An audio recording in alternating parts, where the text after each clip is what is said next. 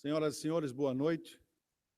A Fundação Getúlio Vargas tem imensa honra, satisfação de poder receber esse evento hoje, da Hype Foundation, o evento Rio 2016, Innovation in Sports, the Global Competition, a final da Global Competition. Ladies and gentlemen, good evening.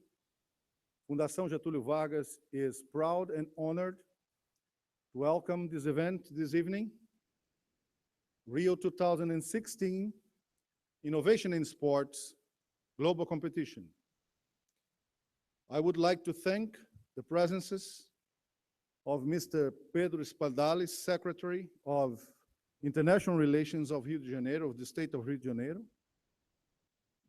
Mr. Marcelo Haddad, President of Rio Negócios, Mr. Itai Wagner, Head of Mission of the Israeli Embassy, Mr. Daniel Kobar, Consul of Economic Affairs of Israel, Mr. Ricardo Piquet, President of Museum of Tomorrow, and I would like to thank very much my good friend and partner, Mr. Amir Haveh, Managing Director of Hype Foundation. In this moment, I would like to invite our International Director of Fundação Getúlio Vargas, Professor Bianor Cavalcanti, to make his speech. Gostaria de convidar o professor Bianor Cavalcanti para fazer a sua palestra, saudando, em nome da Fundação Getúlio Vargas, todos os presentes.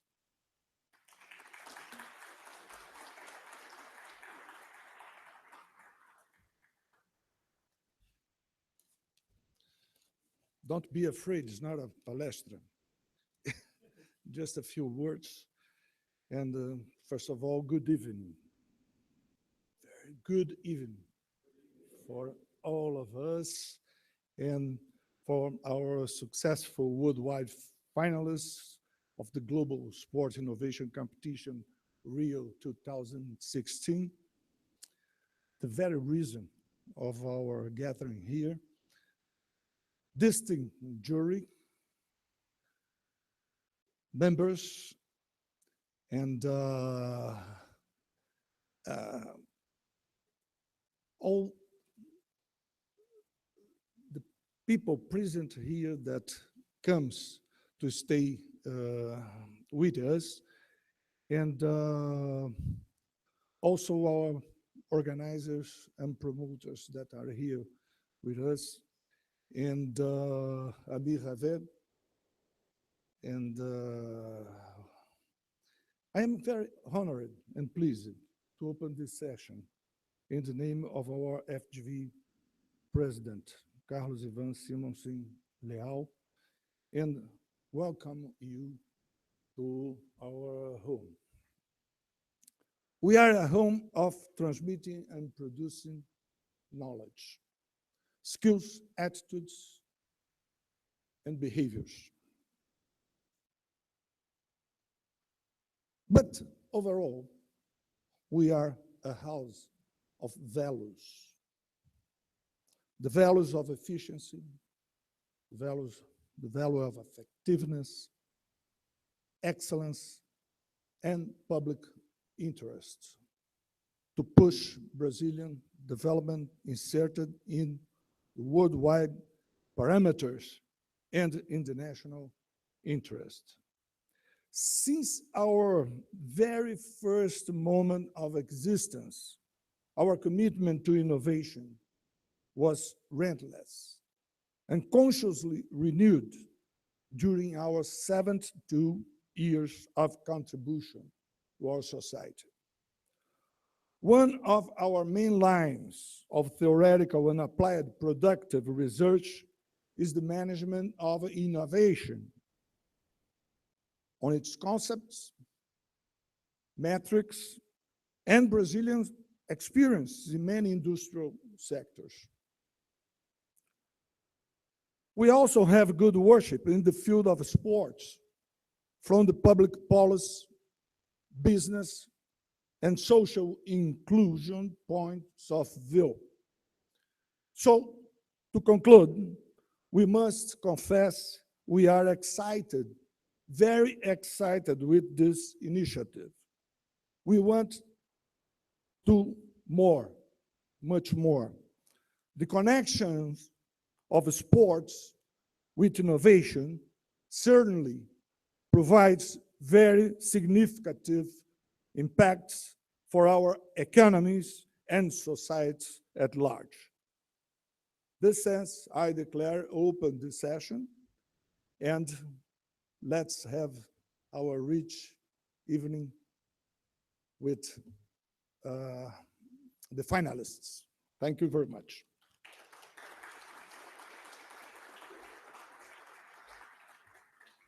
Obrigado. Thank you, Professor Diano Cavalcanti. I would like now to invite Mr. Pedro Spadali, Secretary of International Relations of the State of Rio de Janeiro, for his speech.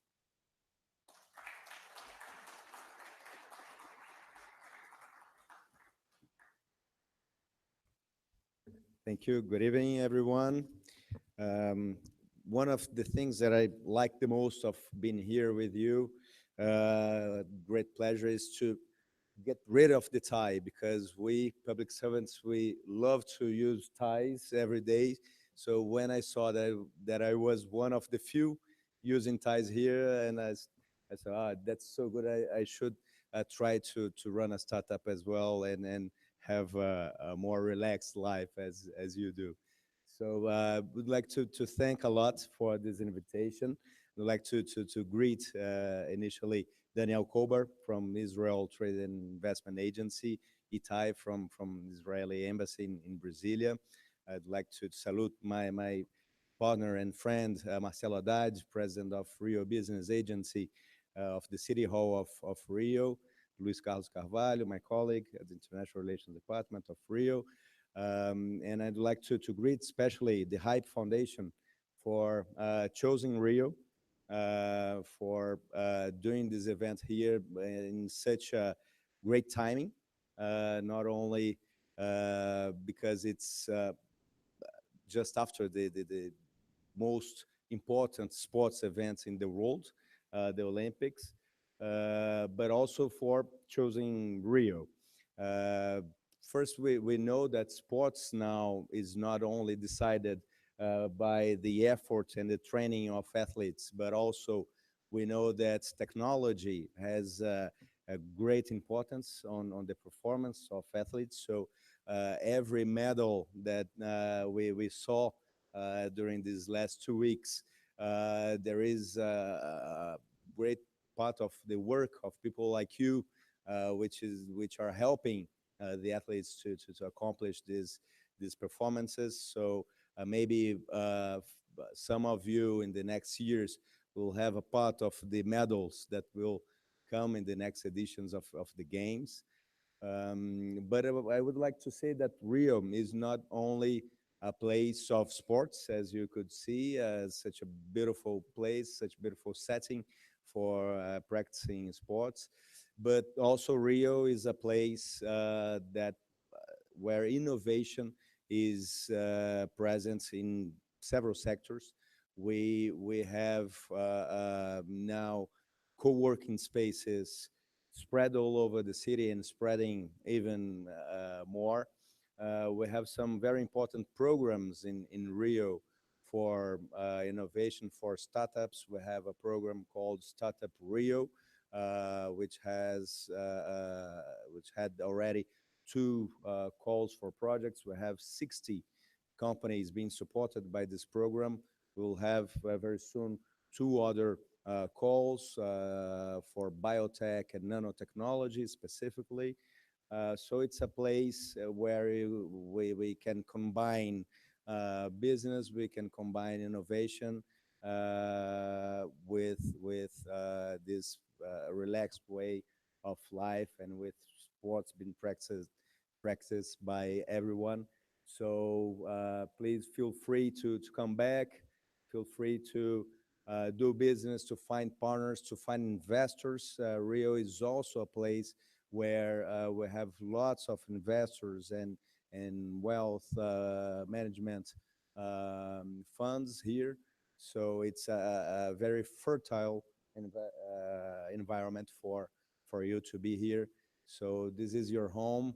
I just wanted to say welcome to you and think Rio as your place to have to do business, to find partners, to find investors, and to also enjoy a little bit. So welcome and congratulations for the event.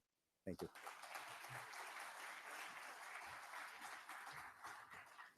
Obrigado. Thank you, Mr. Pedro Spadale. I would like now to invite Mr. Marcelo Haddad, President of RIO Negócios, for his speech.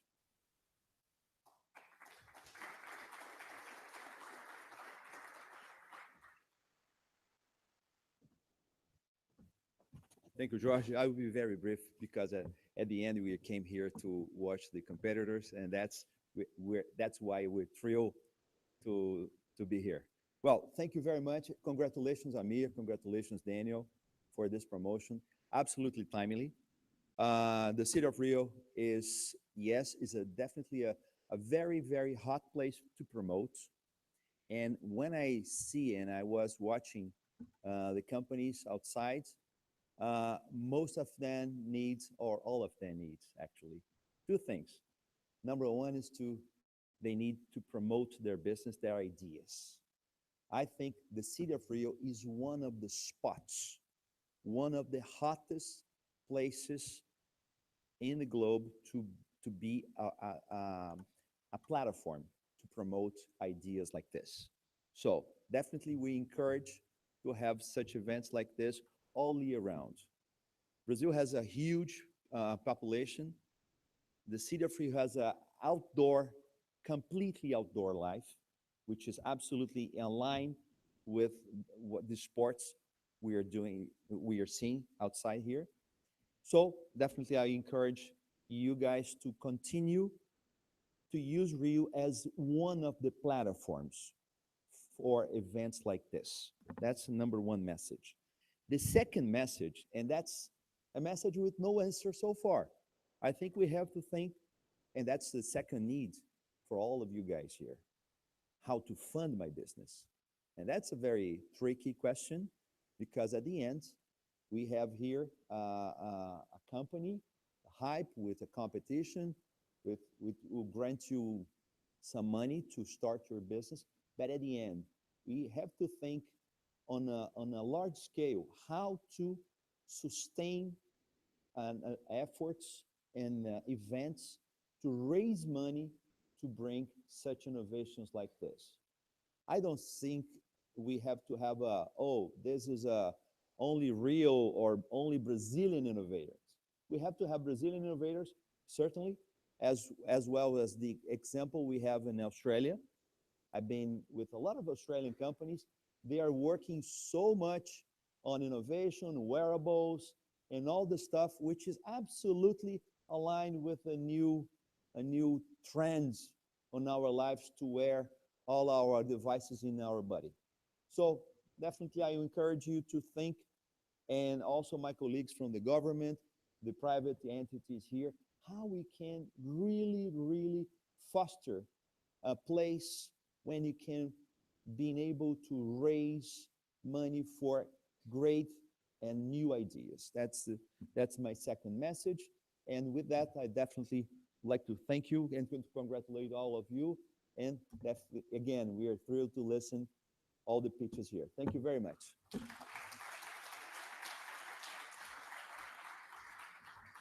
Obrigado. Thank you, Mr. Marcelo Haddad.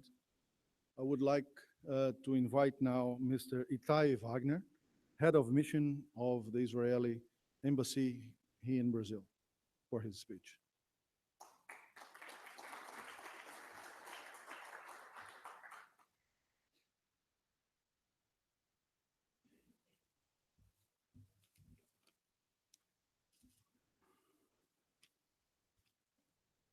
I'll take you back to May 6, 1954. And, you know, for nearly a decade, more than a decade, people were trying to break the 4-minute barrier in the mile run. And then came, you know, Roger Bannister.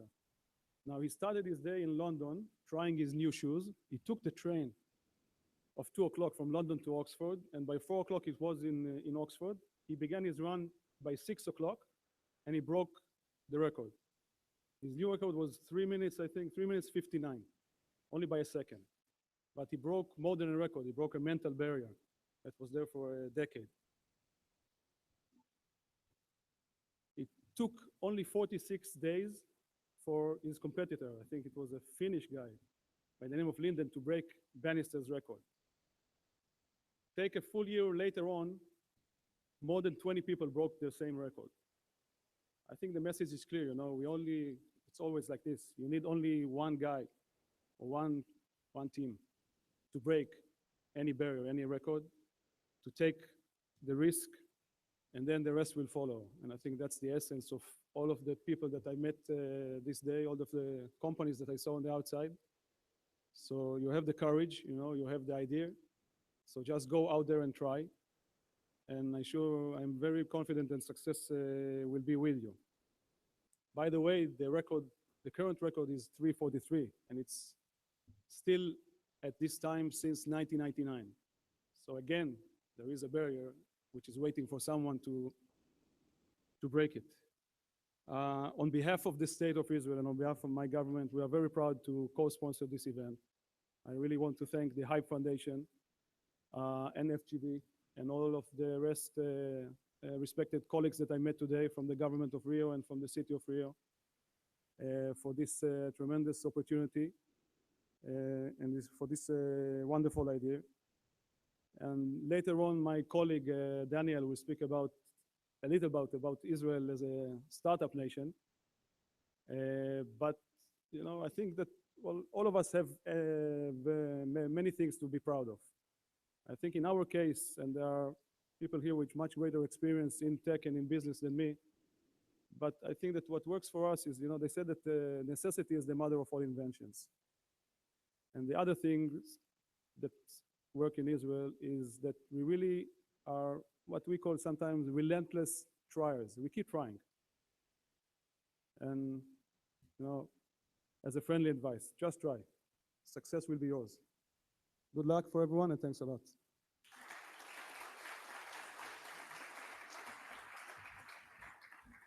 And now I have the pleasure to invite my good friend, Mr. Ampiref, to make his speech and to introduce the members of the jury.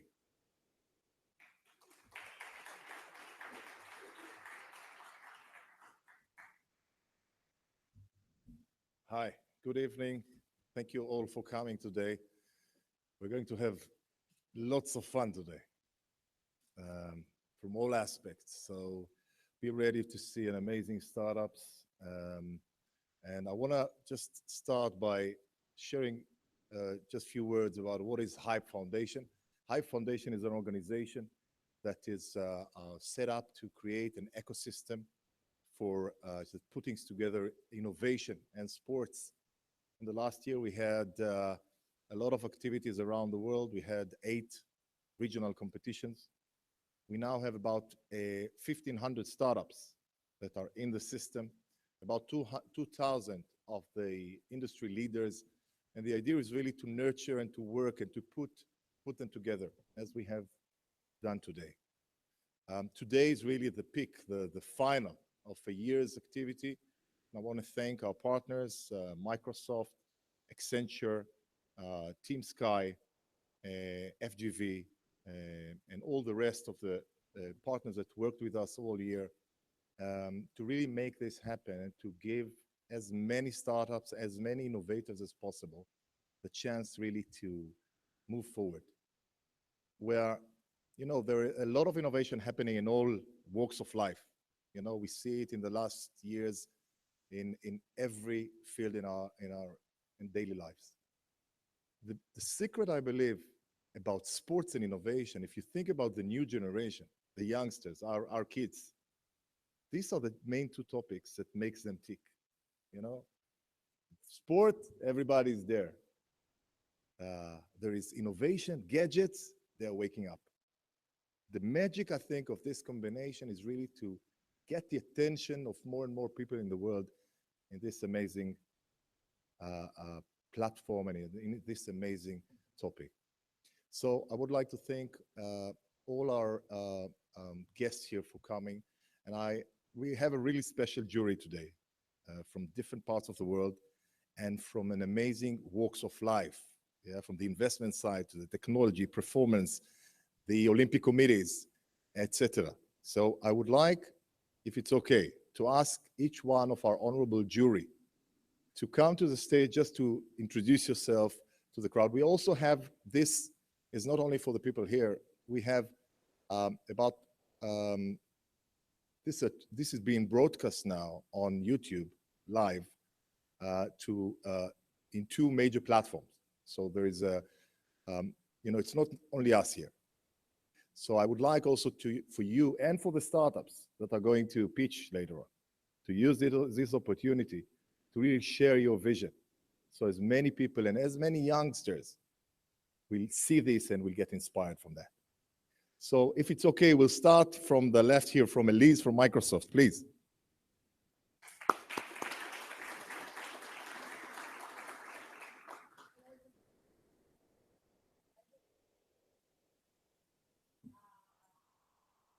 Elise, sorry. For the television, if you can just come here, you can see it here. Yeah. I was just training.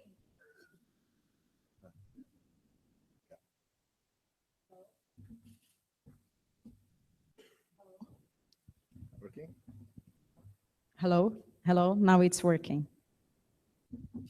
I was just training, as I mentioned to you, so now let's start again. 3, 2, 1. So my name is Elise. I am the marketing lead from Microsoft. Good evening, everyone. It's a real pleasure to be here. I'm pretty excited to see the innovation and the ideas that the startups are going to present to us today. So thank you so much.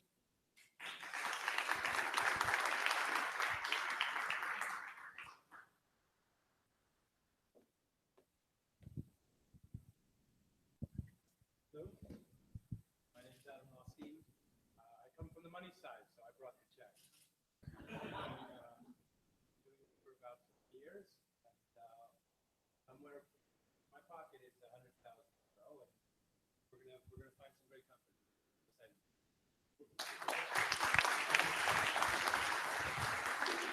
Hello, my name's Simon Jones. I'm from Team Sky. Team Sky built its success on innovation, and that's really why I'm here, and I'm looking forward to hearing the pitches, and just like to say good luck to everybody. Thank you.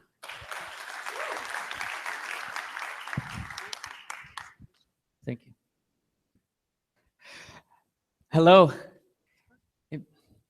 How are you doing? I'm Monir Zak. I lead technology and innovation for the U.S. Olympic Committee. So I know you saw what Team USA did this time. We got 121 medals, and trust me, these 121 medals, and that's quite a big number, is not possible just by coaching and training. Now, thanks to you guys, thanks to people who were in your shoes 3-4 years ago, we were able to establish very good relationships with such companies who bring the new elements into sports. So I'm very, very eager to learn from you. How are we going to increase those 121 4 years from today? Good luck.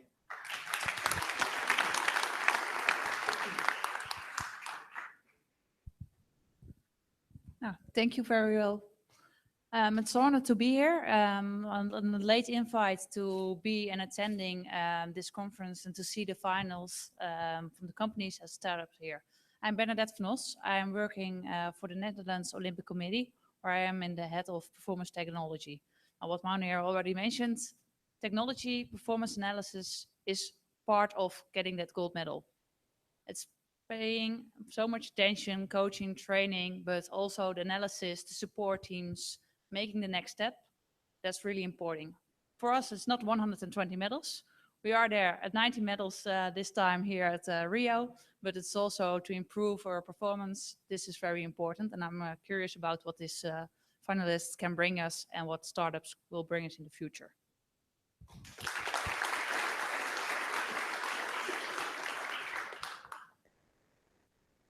Hello, everyone. I hope you are excited as we are as an Accenture to be part of this event. So we would like, first of all, to congrats the hype event to make it happen. And and also would like to congratulate everyone, every finalist to be here in Rio de Janeiro. So I'm Emerson Carvalho. I'm responsible in Accenture for the consumer goods industry. So as an Accenture, as a consulting company, we do help our clients from strategy to technology to operations and digital world to achieve better results. And one of the aims for us to be here is also to help this environment, this ecosystem of the open innovation, the startups, to integrate themselves with the industry, to help the industry and yourselves, your business, your companies, to enhance the results for our society. So we are very, very glad to be here. I hope you have a great night, enjoy the pits, and we would like to see the first winner. Congrats.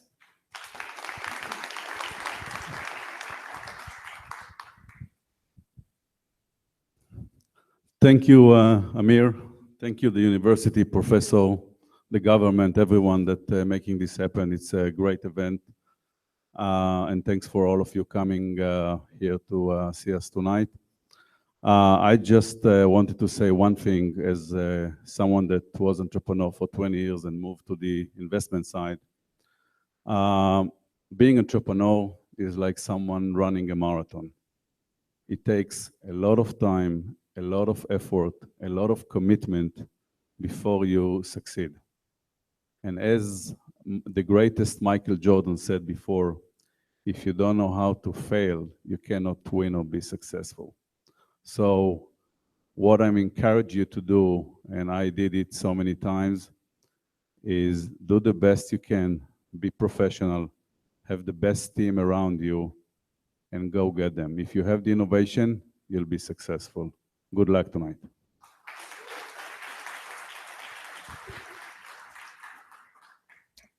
Okay, if I may just introduce you, Tal Bar-Noach is a partner of Adam of Disruptive Fund that is giving the prize today.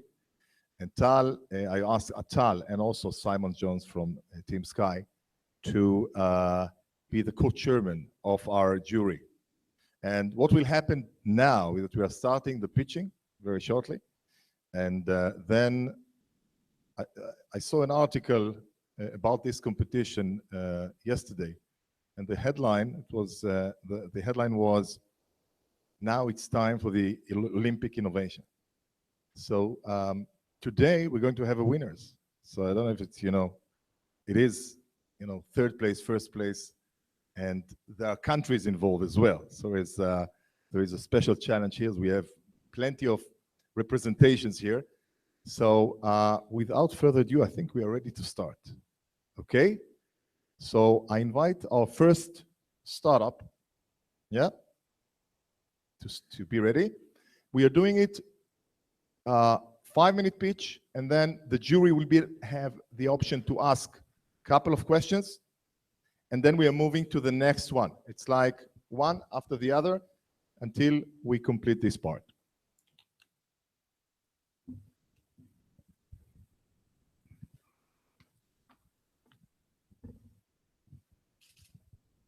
Hello, everyone. Boa noite. Let's see if they start. Okay, boa noite. Sports have been dominated by the best players, by the best coaches, the smartest managers. But as they mentioned before, something is changing. There are new players on the court. Let me introduce you MBN 23. MBN 23 is here to show you what is going to happen. Every time we have more and more data coming from different sources, and it is hard to manage. The real value of data is to get it when you need it, what you need it. So this is basically what we do. We provide the proper info to the proper person at the right time. We found that there was an opportunity into the world of sports. And we saw that what was going on with the with the, sorry, with the data that was being collected, sorry about that. I don't know if you can move it, please.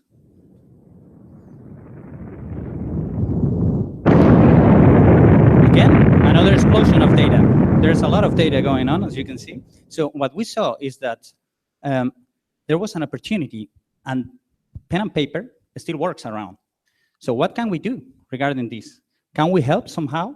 We decided to create a method to do it easier for federations, for clubs. So we created this method to record the data, organize it, and show it in a proper way.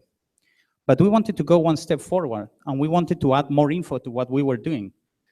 So we created an indoor locator system that allows us to track the players live, providing really, really interesting info so we can track it. Let me show you a video. Sorry. I don't know what's going on with the presentation, sorry. Well, you can see here the video of how it works. We can measure how they run, the distance they cover.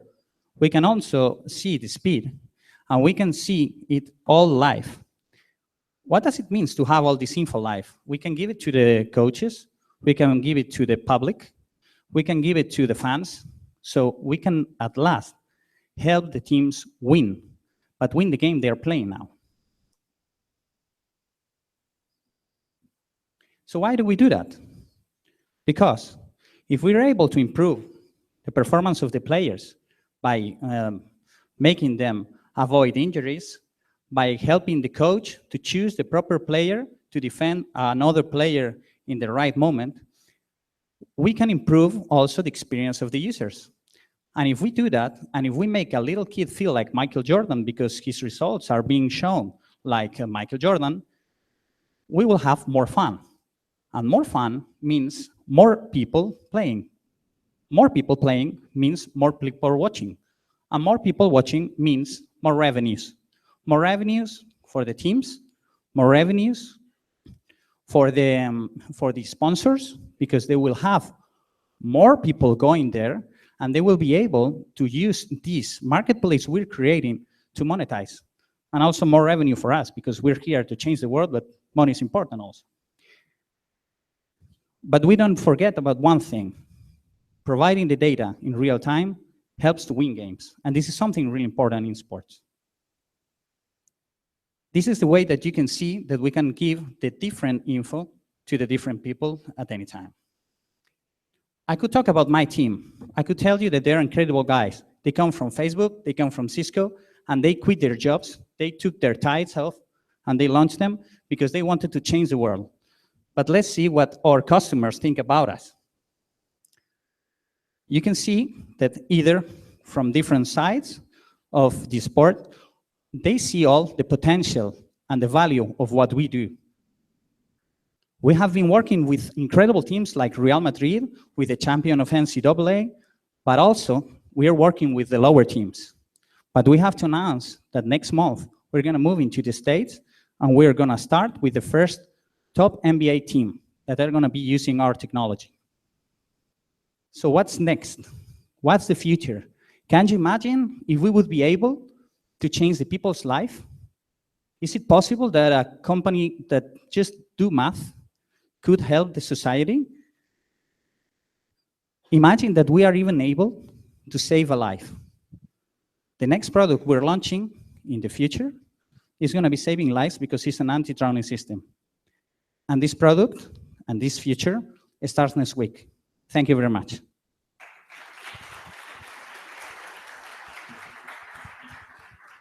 The jury now can ask questions. I invite the startups to present which country they are coming from, which competition.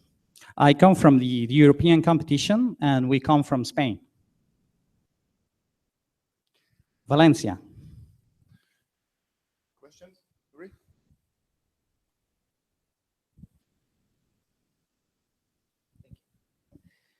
So just to help me understand one thing. Are you developing the software platform, or are you developing the hardware? And is it mandatory to have the hardware so that the software works? And where do the players put the sensor on? Okay, we do develop the software, and the hardware is only necessary when we want to do the tracking, and this is just a part of what we do. This is the tag that they have to wear. It's a 9-gram tag, and they can put it in the shoe, or they can put it here in the pants.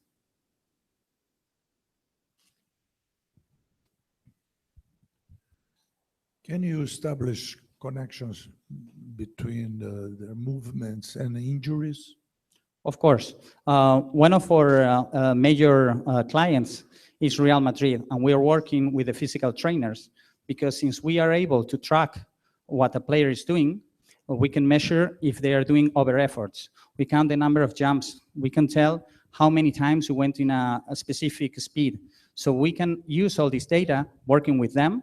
And actually, we're working with 4 professional teams in Spain to be able to generate all these algorithms that in the future are going to tell us, hey, stop. This guy is about to have an injury, or this guy should train this way. Now it's early, and as you saw, it's the boom of all this data, but it's the future we're facing, and that's what we're working on with the best professionals. I have one more question. Last one, please. Yeah. Regarding the tracking system, there are several tracking products on the market. And can you describe me or tell me why do we need to go for this system compared to the other tracking systems that are on the market already? Okay, first difference, and it's very important, is because players want to wear it. When we talked to Real Madrid, they told us that they tried different systems before, and they had a problem. Players didn't want to wear it because it was too heavy. 9 grams is not heavy, and they can put it in different places. This is an important thing, but it is also very precise. We're able to track with a margin error of about 5 to 6, 7 centimeters. So we are very precise, but the most important, what we realized, is because it was easy to wear. And players love it. Thank you very much. That's all we have time this session. Thank you very much. Javier from Sevilla, the winner of the European competition. Next one is Alon. Ryon.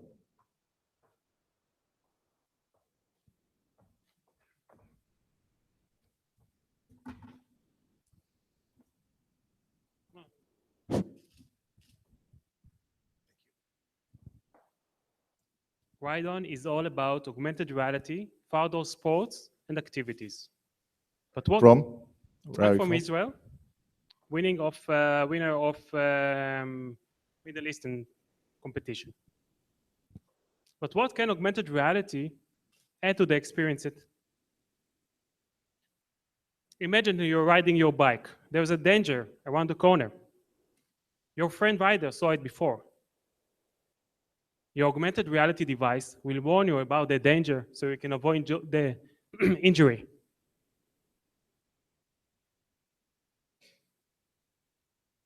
Your friend Thomas told you he finished number 8 black in 2 minutes and 32 seconds. Let's beat that time. Imagine you're now in a yacht race. You want to know where your competitor is. There she is, highlighted in the distance. Now you're skydiving. It is your 100th dive. You want to add some experience, so you want to add some excitement. Here it is. Augmented reality for outdoors offers endless other applications. But let's get back to reality. Yes, it is super cool and super fun. Yes, we are about huge investments in augmented reality from companies like Microsoft, Google, and Facebook. But there's nothing out there yet. Why is that? It's because augmented reality for outdoors offers 2 unique problems for developers. First, when you're active outdoors, you need your hands. You cannot use them to operate the device.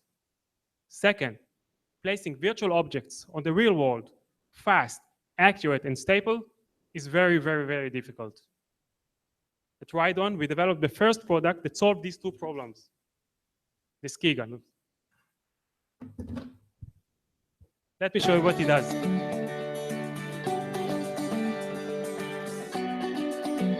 Real view from inside the goggles. know where your friends are, send preset text messages or even calling them without using your hands, knowing your way, 3D maps overlaid on the real world, having some fun, sharing your experience on Facebook Live. Look at it. Real impression from Maya. Amazing, huh? Yeah, sure.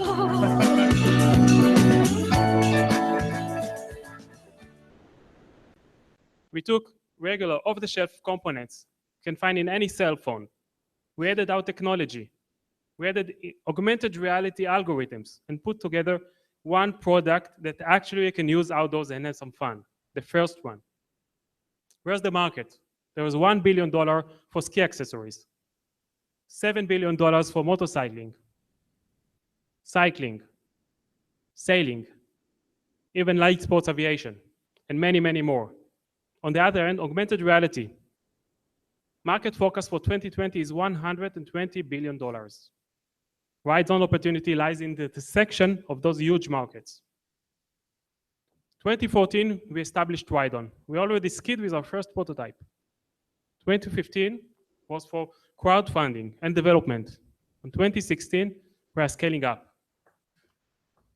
Our work paid off. We got great media attention from sports, business, and technology media. We got 2.5 million views in few days only for our video. Along the way, we got some prizes also. We are all outdoor sports enthusiasts. We are all from the Israeli Air Force. We use augmented reality since the 1990s. We are also developing augmented reality products over a decade. On our on our advisor board, you can find top experts from business, technology, and sports. Augmented reality market is erupting. Ride-on has the technology and proved we can make it. Ride-on vision is to take this technology, bring people to the outdoors, enhance their experience, and improve their performance. Thank you.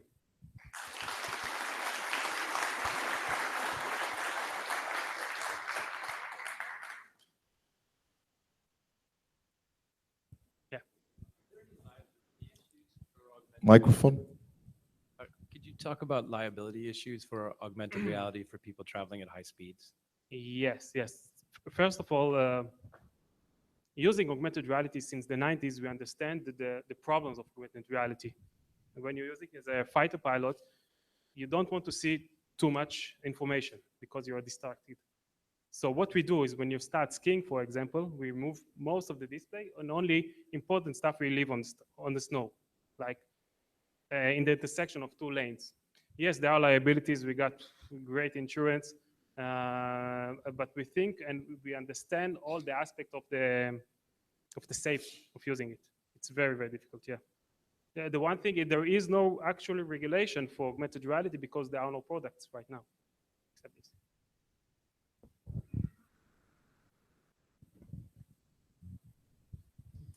So what is the commercial model? How you gonna get some money from there? Is it going from the consumer itself?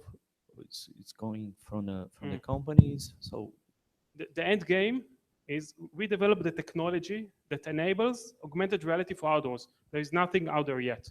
So we develop the platform, we develop the infrastructure. We call it augmented reality operating system.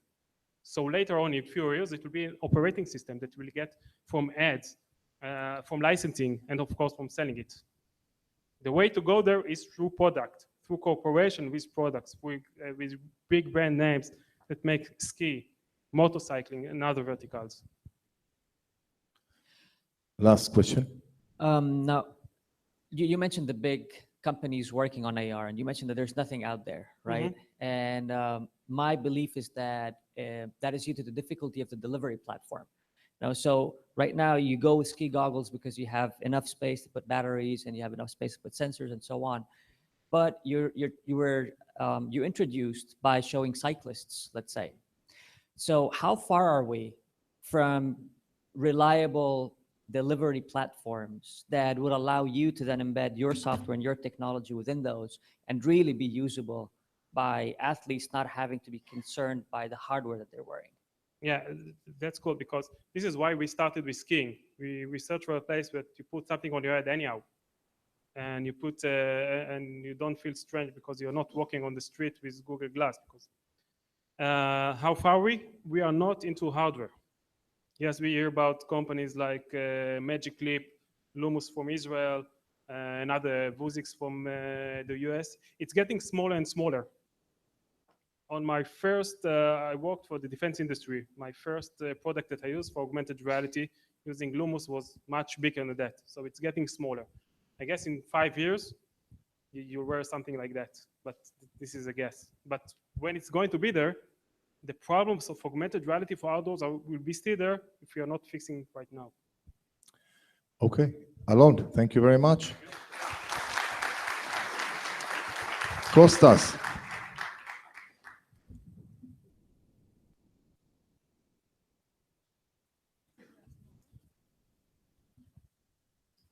If you can introduce yourself, where are you coming from? Hello, I am Konstantinos Poulas. I'm coming from Rio, but not the Rio de Janeiro, but Rio Patras from Greece. And I'm here to present our new startup, which is called Sports Electroceuticals. And this is a new startup dedicated to faster athletic recovery. So, what is electroceuticals?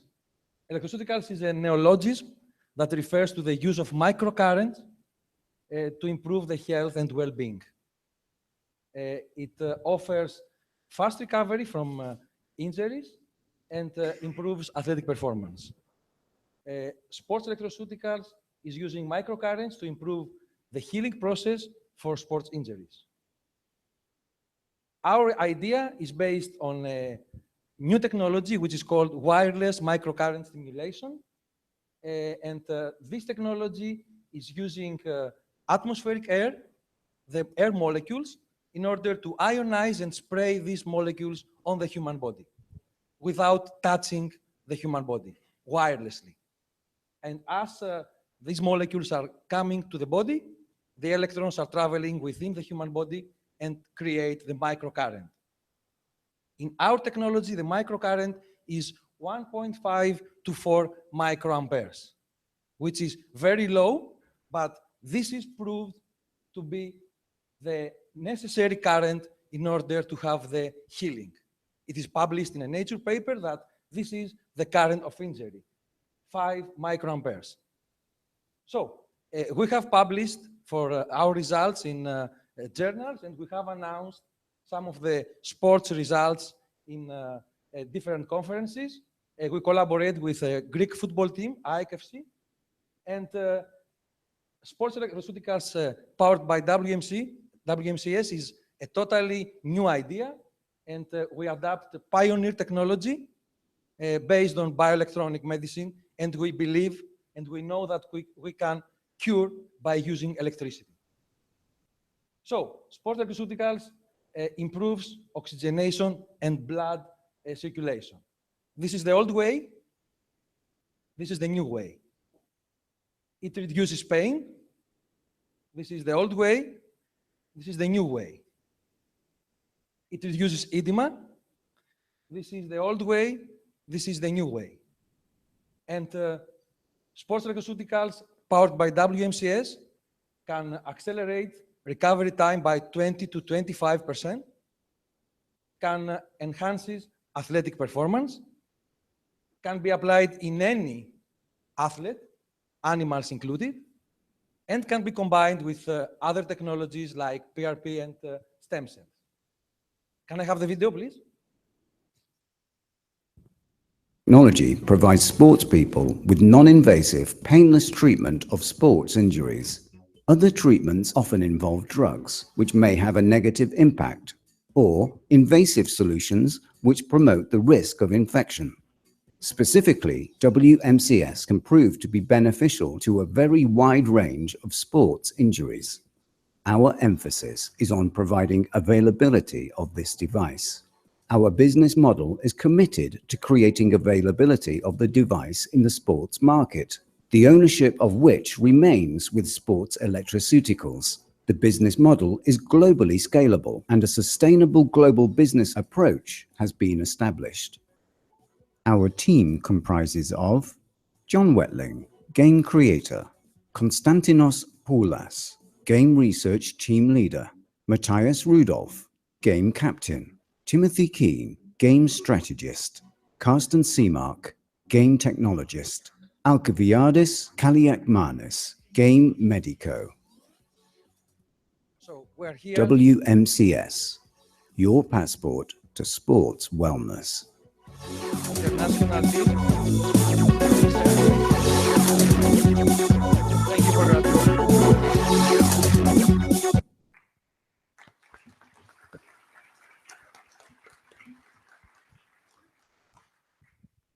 Hello, I have a question for you. There's a number of these devices or similar devices on the market which claim similar things that you claim around blood flow and recovery.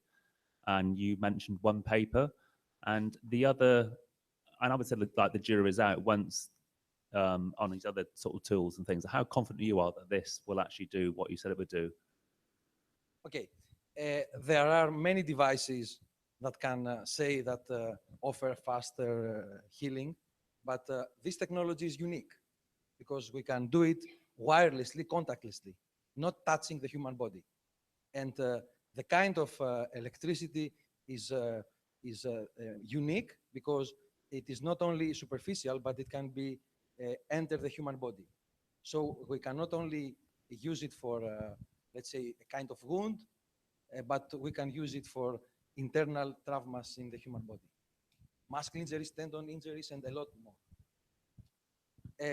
We don't know exactly if we can deliver all what we say, but we know that for what we have used it, we have good results and published and announced. Could you just spend a minute on the core technology? Could you spend a minute on the core technology? Are you adapting the machine that someone else has a patent or ownership to? No, it is owned. The IPs are owned by this team. By this team? Yeah, by this startup. We are using an IPs which are belonging to us. So since you were talking that it's a unique technology, do you have an idea about cost and how feasible it's going to be for the market to buy it? Okay, if we work, because we would like to deliver a specific athletic device, not the one that we can deliver, it is very simple to just redesign and to deliver it. It may take 6 months. So in 6 months, you're going to have a product out in the market? Yeah. And what's your go-to-market strategy? Okay, we would like to collaborate initially with more top athletic teams, but the entrance in the market will be by, let's say, leasing the device or technology to the sports club. Okay, thank you very much, Kostas. William.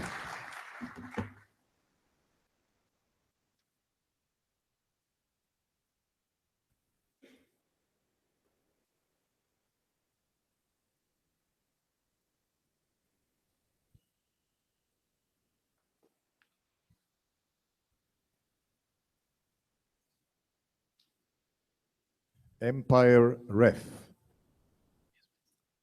You can introduce yourself, where you're coming from. Good evening, ladies and gentlemen. My name is William Wanyama. We at Ampiref are based in Kenya, in Nairobi, and we are the African champions of this competition. Now, without further ado, let's get right into it, looking at what is Ampiref. Ampiref is a digital solution addressing documentation challenges affecting amateur sports. You find in amateur sports, documentation is either logged in physical format or not at all, which creates a host of problems such as the unrealized potential of promising youngsters, as well as lost business opportunities for both institutions and players.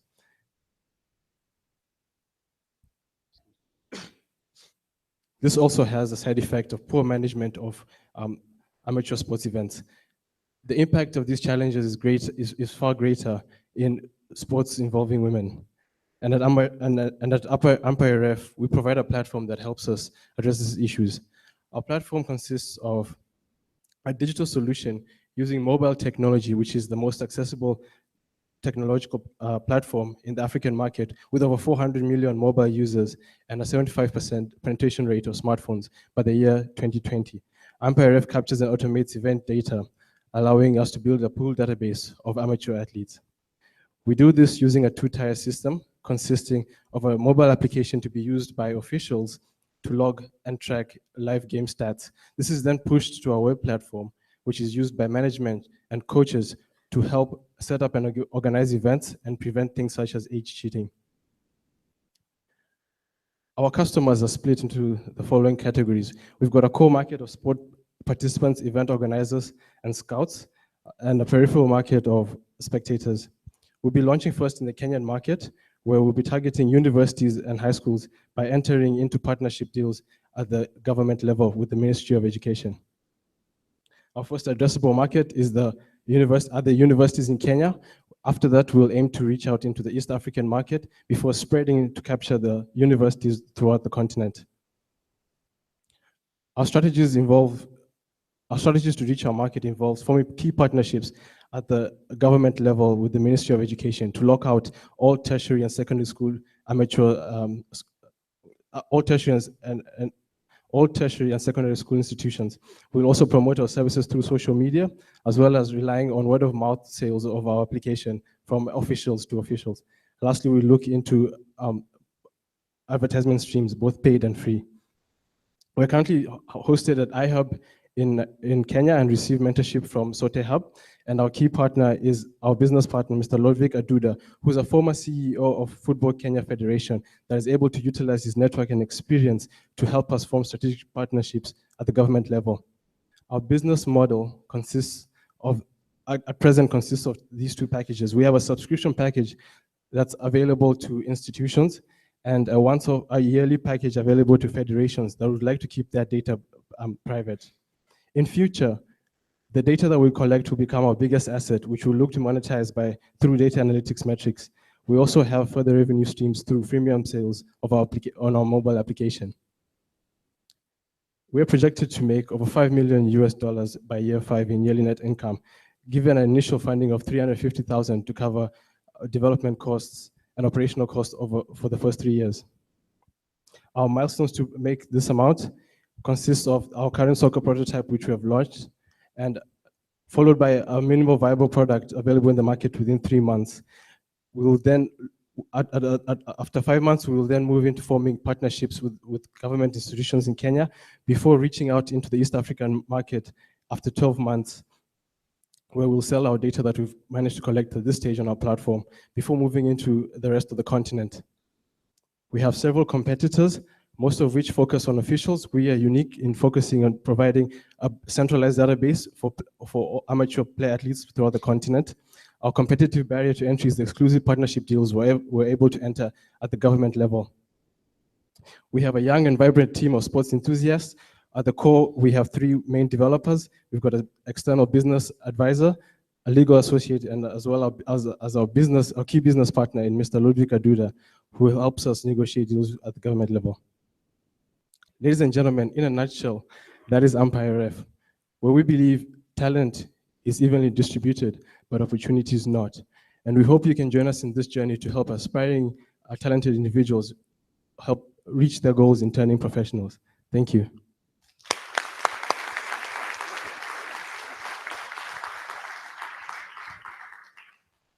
Hi, good evening. So I understood that your focus market is more on amateurs, as you mentioned there. So as you mentioned as well, we do have a lot of apps already in the market, even from global companies, which has global brands that motivates people, young people, to get in those apps. So what is the real differentiation from your application that can motivate those amateurs to get into and also pay the subscription that you're mentioning? I'll give you a personal story that helped give birth to this idea. As an amateur athlete in my high school days, I won several accolades with my team, but unfortunately, I didn't have the way the documentation is captured. We didn't have a centralized system that anyone could tap into, including recruiters, to find promising talent to tap into and recruit. I think this is our main selling point. We are building a centralized database that anyone can look into and discover talent that's available at grassroots level. At current, it's very difficult because most of it is logged on paper format, especially in developing regions. The initiative for players is to know that by participating in our system, they are exposing their talent to thousands of recruiters worldwide. I understand the problem that exists in Africa, East Africa, and the continent. How big is the problem, or what is the solution in the Western world, in the US and other countries where they have tracking system which is much better? It also depends on the type of sport that you're looking into. In general, in the developing regions, a lot of this data is captured on physical format. But in the more developing regions, there's an easier process to get this data digitalized. However, it's still difficult to know exactly where this data is logged, in which systems, and we are trying to provide one go-to system that's available, because by partnering up at the government level, we lock out a whole country to know that this is the platform where all your individual talents are available. And that's one way of reaching out into the Western market, where you might have small devices that offer the same service, but by having one pool database that everyone can reach into, sort of builds a brand that everyone can follow and identify and use easily. Okay. Before we say goodbye to William, I just want to say that we had a really special competition in Africa, in Kenya, Nairobi. And I think what William represents is a growing tendency now in Africa to get into innovation and startups. And I would like to, and I think this is inspiration for many people, okay, from the young generation where you're coming from. And thank you very much for coming today. Thank you. Halo.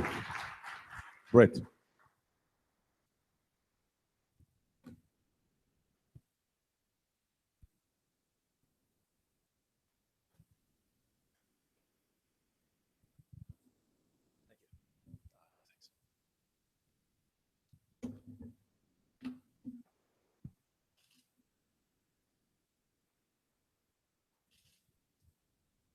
Okay, hi everybody. My name is Brett Wingeier. I'm a neuroscientist, an engineer, a weekend athlete, and I'm thrilled to be here and present my company, Halo Neuroscience, and our first product, Halo Sport.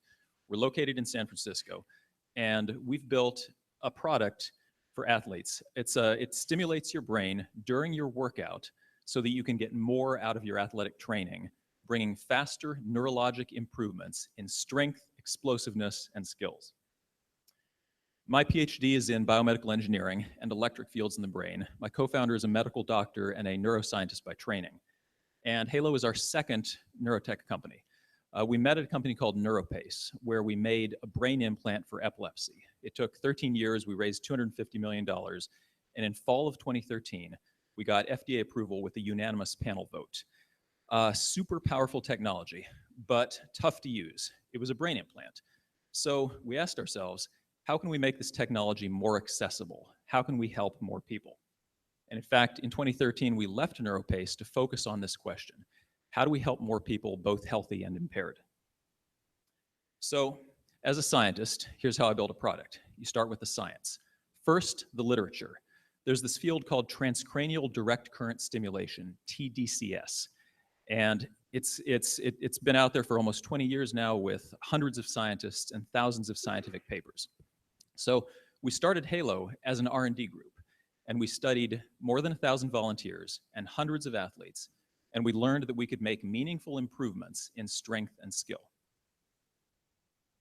So here's what's happening. Your brain is neuroplastic. It's constantly optimizing itself. And part of increased performance is your brain constantly getting better at controlling your body when you train. This is super powerful. This is how your brain learns anything. So what Halo Sport does is stimulates your brain to bring this plasticity where and when you want it in the context of your athletic training, so you can get more out of every rep. So we worked with Michael Johnson, the 4-time Olympic sprinter, to train college athletes. These are athletes who have they've already spent countless thousands of hours in the gym. And over 2.5 weeks, the group that used Halo Sport had a 12% improvement in leg strength. The control group, a 4% improvement. Next, we worked with more Olympians, the US national ski and snowboard team. They were a great fit for this because they measure everything. And again, in a randomized, double-blinded, sham-controlled study, we saw measurable improvements in strength and skill. So those are the data. Here's how it works in practice. You put it on, this is Halo Sport. You put it on like any pair of headphones at the start of your workout. You or your trainer activates the stimulation with the mobile app. It lasts for about 20 minutes. It tells you when it's done. You can listen to music for the rest of your workout if you want, but the effect of accelerating the benefits from your training lasts for about 60 minutes after the stimulation program is over. And the key here is you pair the stimulation with intense reps, quality reps. You train hard, you train smart, and Halo Sport makes sure that your brain is ready to receive the benefits.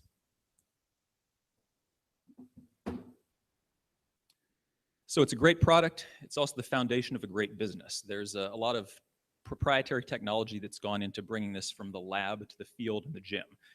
Things like our electrode stimulation programs, it's all protected by more than 28 patent applications we filed so far. We monetize Halo Sport by selling not just the hardware, but the entire suite of hardware, content, disposable primers, everything you'd expect out of an ecosystem for a consumer product. And one more thing about the market, we're using a top-down go-to-market strategy. For a year now, we've been working with elite teams, trainers, the United States Special Forces, and we're using the validation from these customers and partners to drive consumer adoption. Sports is just the beginning for Halo. What does the future hold? Movement is more than sports. What if we can help people with stroke rehabilitation, learning to use prosthetic limbs? We've already started working to help these populations, and we look forward to this being an exciting product for Halo in the future. To close, again, we're Halo Neuroscience. Our website is haloneuro.com. We're on this journey to make neurotech more accessible, so please join us in this. Check us out. We're committed as a company to human performance. There's a lot to the brain, a lot to neuroscience beyond sports and movement. In the future, we hope to be able to help people with things like memory, learning new languages. So again, thank you. We're excited about what the future holds. We're Halo Neuroscience.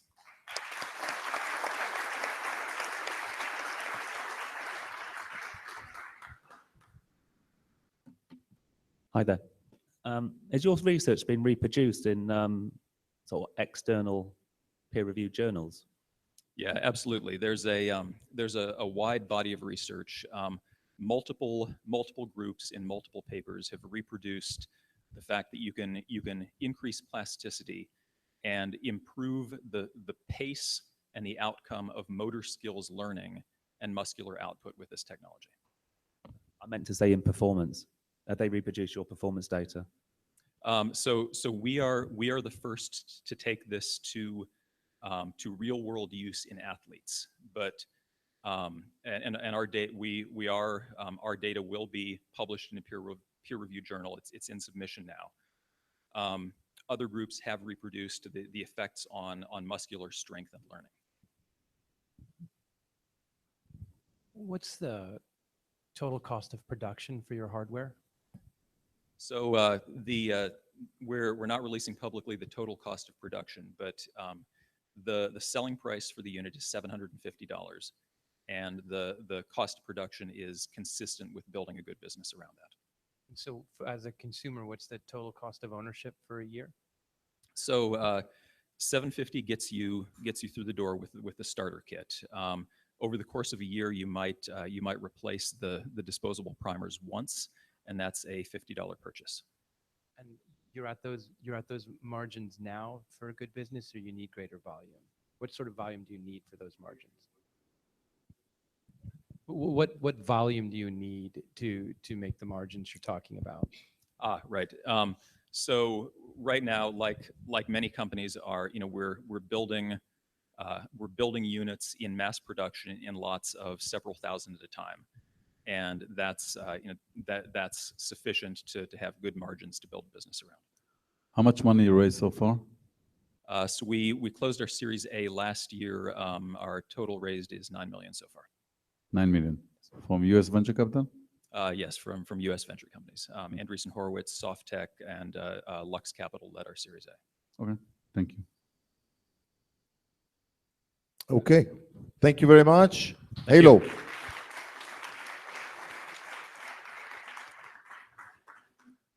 Gus.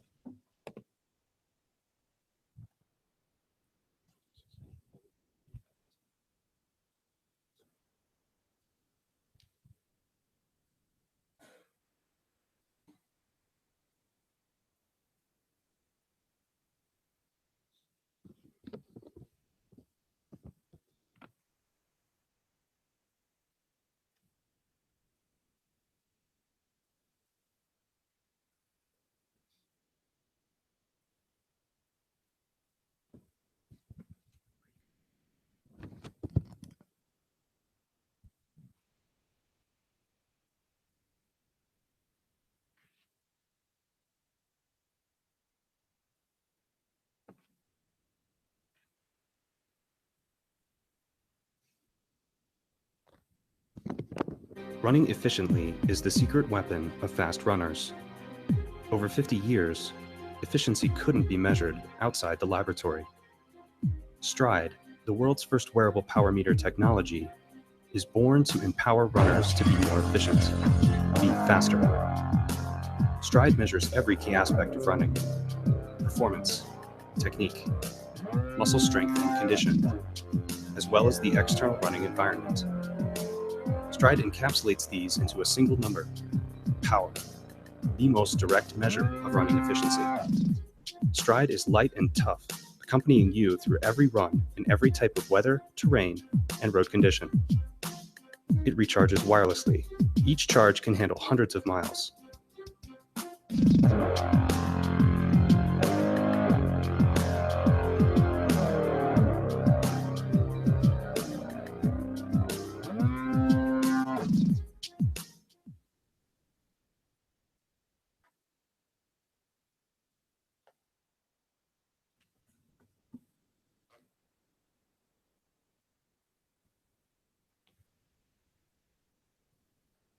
This little device will change the lives of the world's 500 million athletes.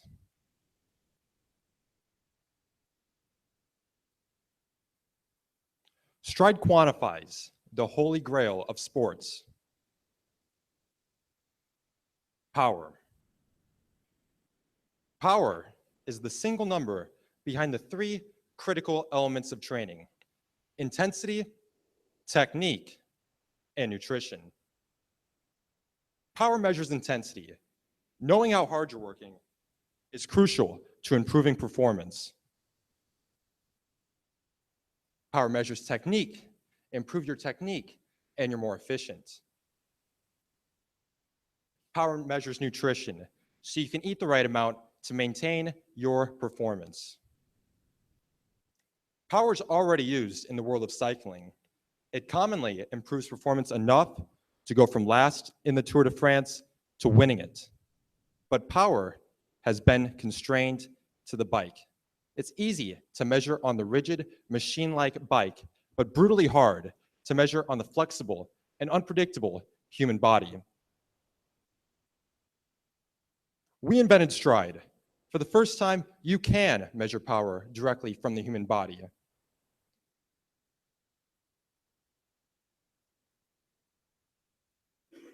We give real-time coaching on sports watches and smartphones. And then Stride Intelligence analyzes your data and it gives you a training plan. It's like having your own coach that knows each and every one of your needs. Overall, Stride is the complete training solution. A year ago, we launched our Kickstarter. Our goal was to engage 1,000 backers, and we did so in just 10 days. These 1,000 runners make up the core of the Stride community. They span over 50 countries and regions worldwide. Last fall, we launched our Stride e-commerce platform to sell into the US market. Meanwhile, we established global distribution and retail channels targeting active running communities and specialty run stores. And at a retail price of $199, we make a high profit margin while still leaving room for retailers and distributors. When we take power from the bike to human body, we move from 50 million cyclists to 500 million athletes. First, we start with the runners, specifically the triathletes. They have power for their bike, and now they want it for running. Next, the racers and enthusiasts, and then the rest of the runners. Now, think of all the other sports that run. They will be Stride customers too. How did we get so much done so quickly? We bring together a group of passionate runners with world-class knowledge in embedded sensing and sports marketing. Our advisors include three-time Ironman world champion, Craig Alexander, and Olympic running and triathlon coach, Bobby McGee, whose athletes have won Olympic gold. Stride is here to bring power to the world's 500 million athletes. If you want to be part of the revolution, join us. I have one more thing. Stride collaborated with the US Olympic team to bring power to the athletes here in Rio. Here's a triathlete racing with Stride just 1 week ago.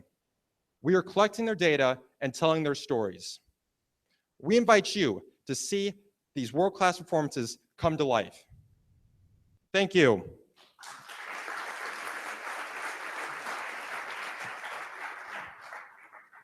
We won the US regional in Denver, Colorado. I've got one. Sorry, I've asked too many questions already. It's really difficult to measure power on a bike, believe it or not, and power meters have been going for 20 years.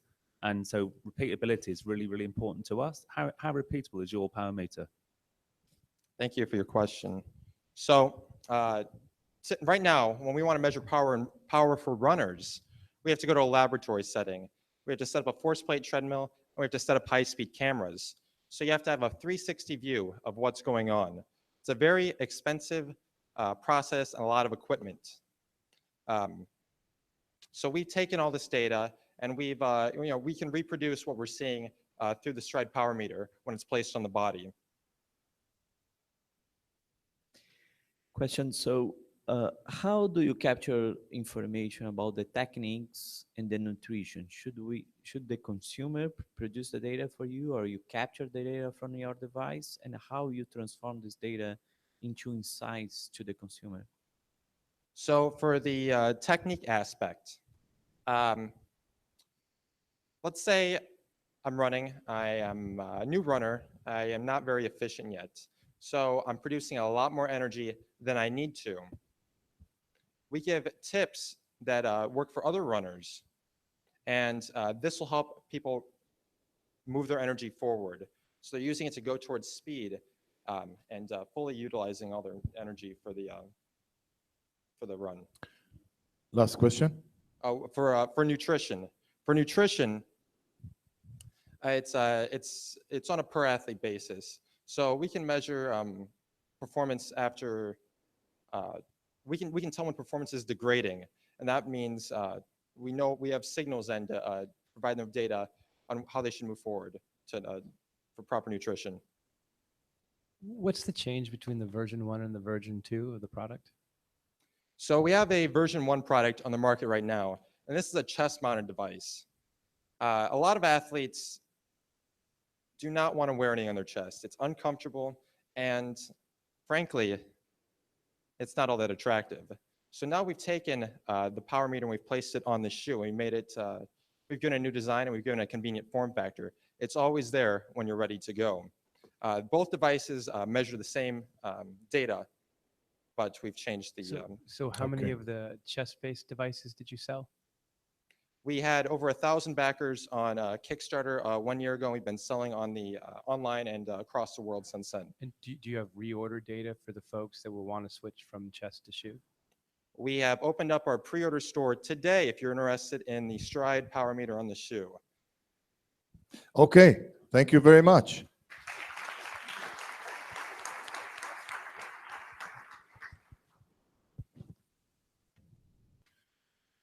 Paul.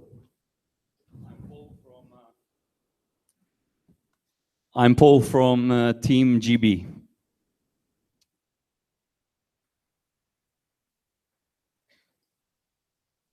The presentation.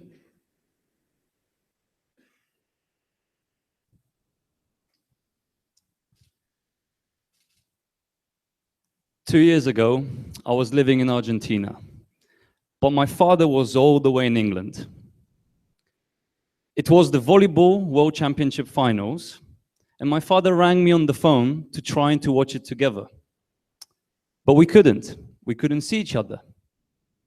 So we quickly moved on to Skype to be able to see each other's smiles, reactions, comment the points together, and even open beers together.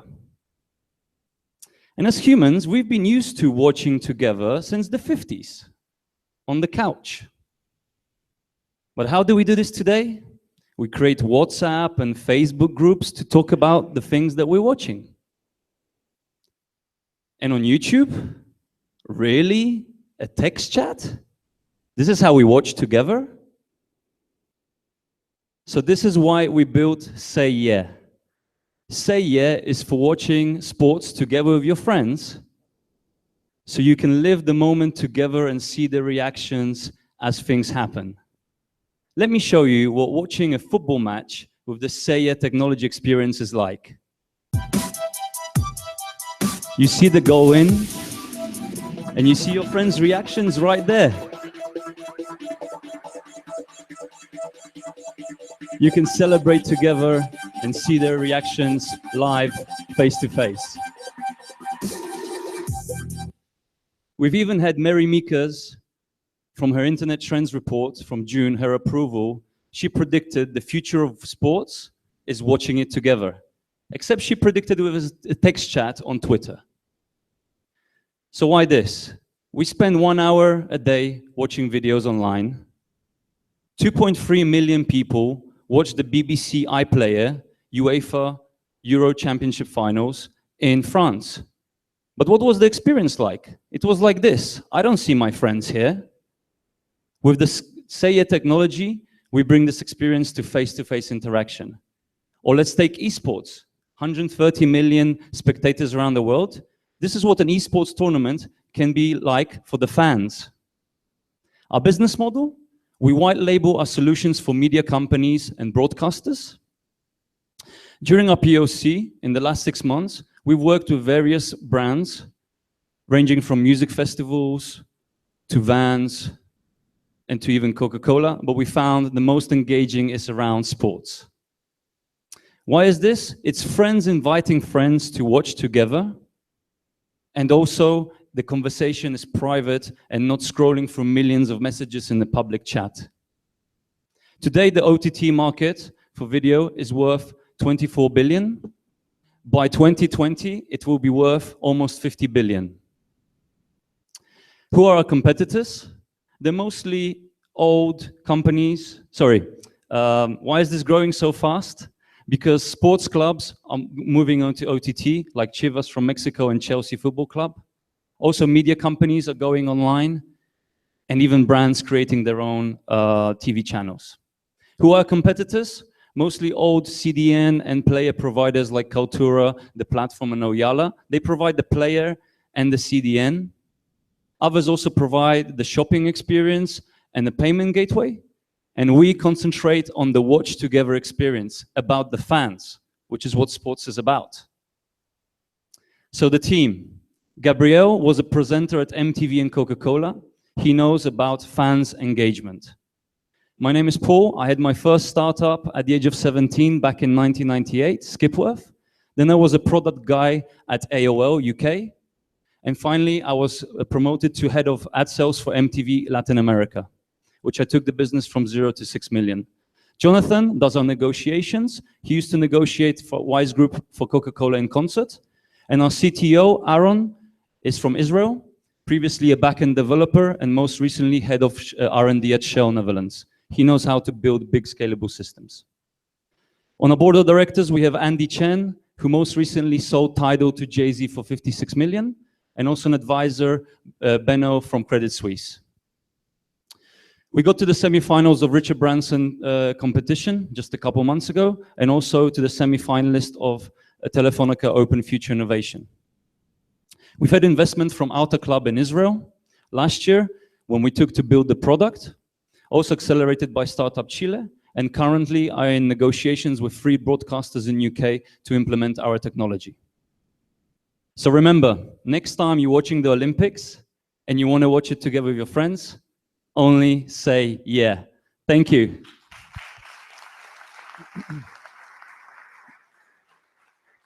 So can you give us a minute about what's so special about the technology, if you have IP or anything?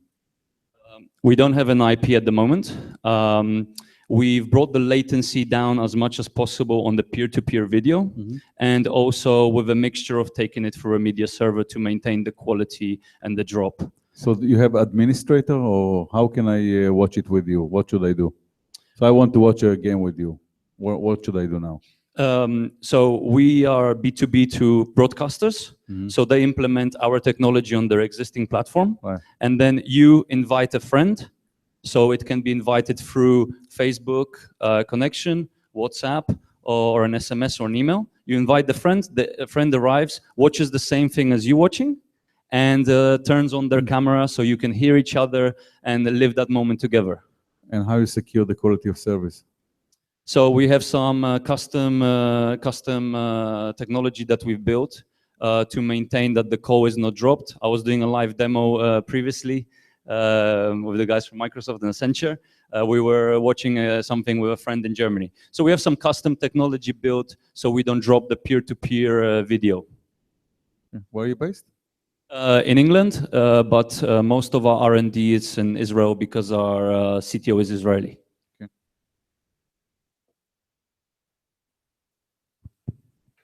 Yes.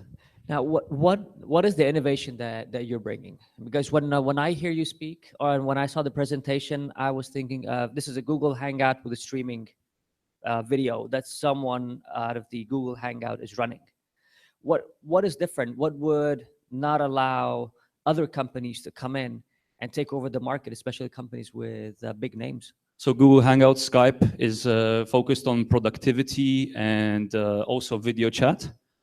We are the first one to provide that to business.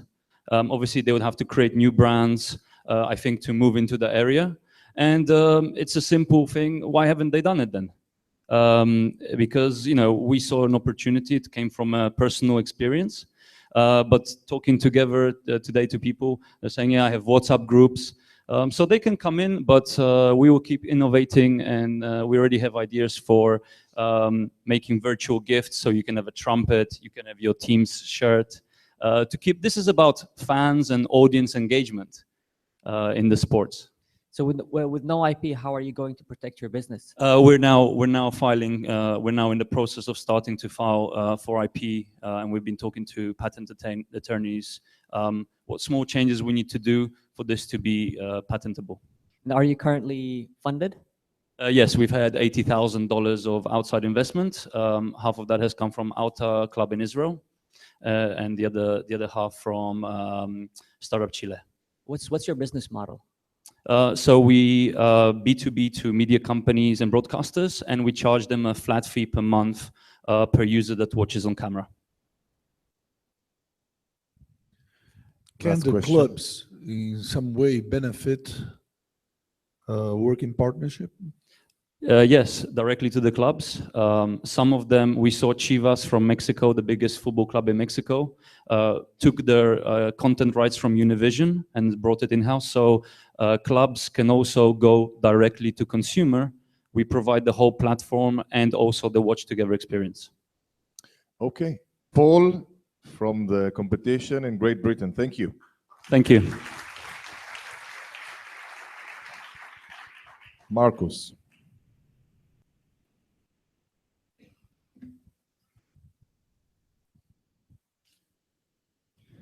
Boa noite. Good evening. I'm Marcos from Ampiref. We are the winner from Brazil, from the Latin America competition. So, we are here to start a revolution in a sport that is increasing day by day and year by year, with practitioners and, of course, audience. We are here to put and to take the surf to the next step of evolution and show to the people what is never being seen before. Surfing is one of the most practiced water sports around the world. However, it lacks data and technical information. The GPS-based measurement, for instance, has no adequate delivery to surfing. There are G-forces and displacements in the waves that must be taken into account. How many meters does a surfer really ride on a wave? What is the actual speed compared to water? What is the G-force in a turn? We've made a device that provides all this information. Made by sports experts who have developed several prototypes, as well as done a series of tests until reaching this current concept. Feasible, user-friendly, and scalable equipment. By generating data and being able to communicate via Wi-Fi and Bluetooth, the equipment creates a new information basis never seen before in the surfing scenario, resulting in the achievement of a large sporting network of global interest.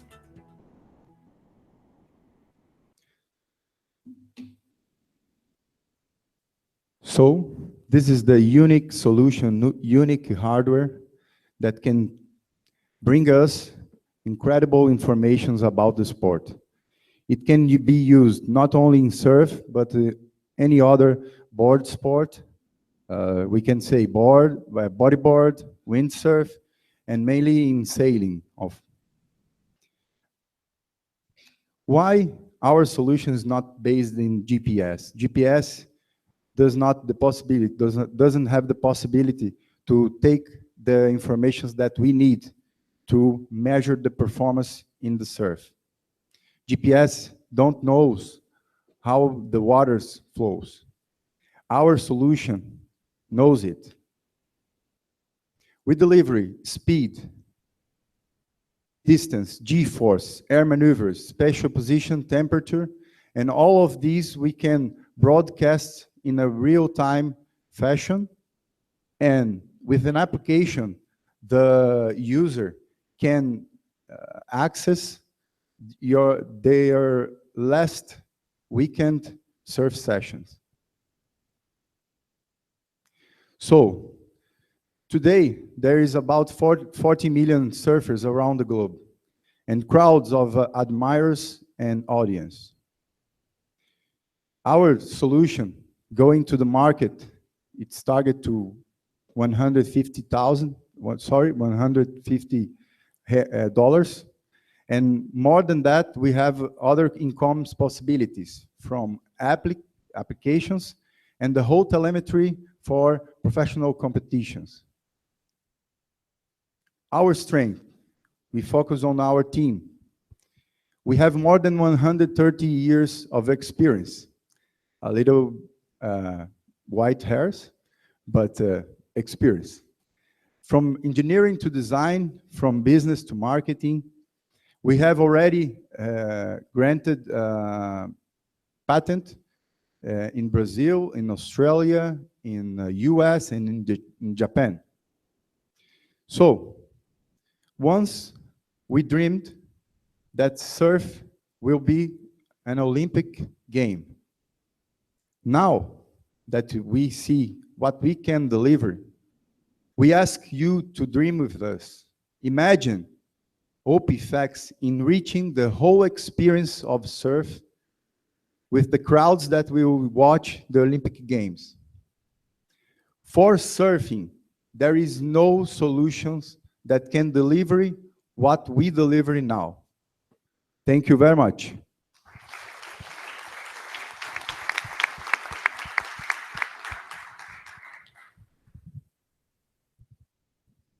What is your idea on where you're going to be on the market? You were talking about broadcasters. Is it more elite performance, recreational markets? Where are you going to focus on? First of all, put the device on the boards. The device is already have the technology to reach all the things we have focus on the future. But the first part or the first step is to deliver all the informations with a very good user experience in the application, in the smartphones.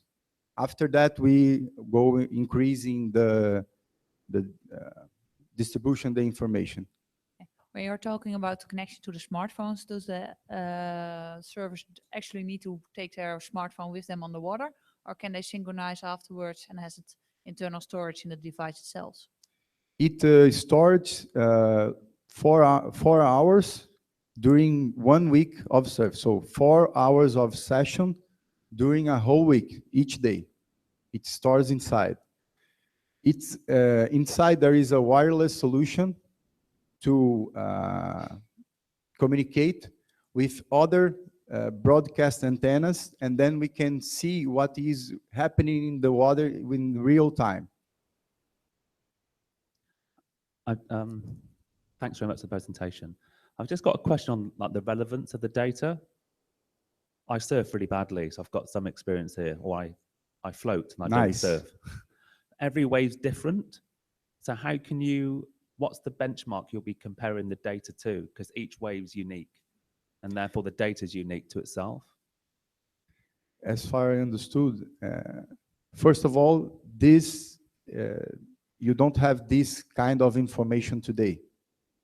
You ask for benchmark, right? First of all, we have to extract data. We have a way to calibrate the things, to see the velocity, the speed, the acceleration. And after that, we will have a database to make benchmarks from one surfer to another one.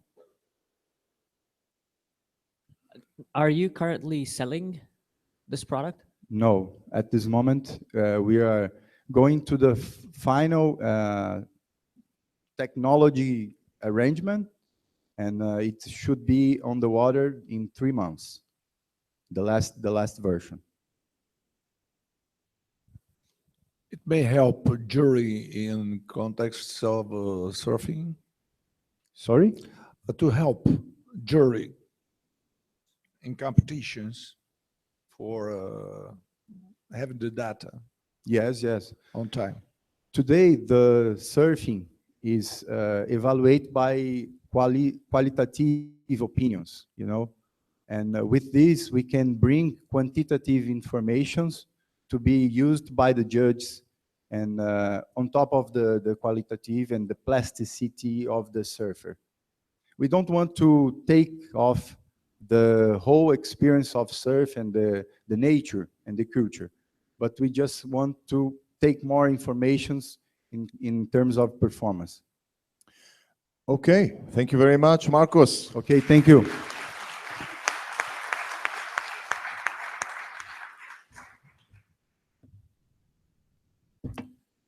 Okay, we just completed the 8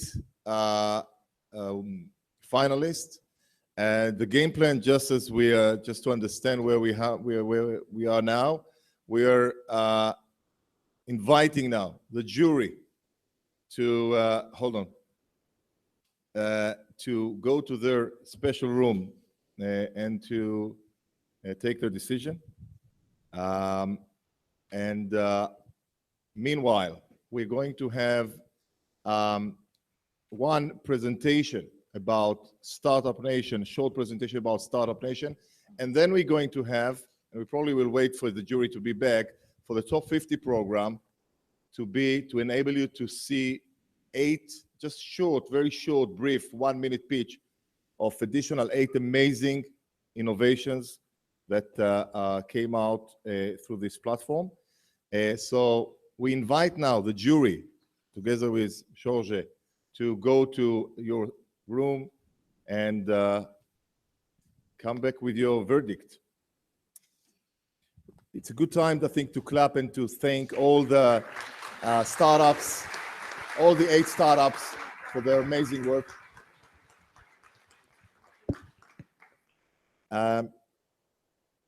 This is a global project, but to organize this event, we created together with the collaboration of the State of Israel and the State of Brazil.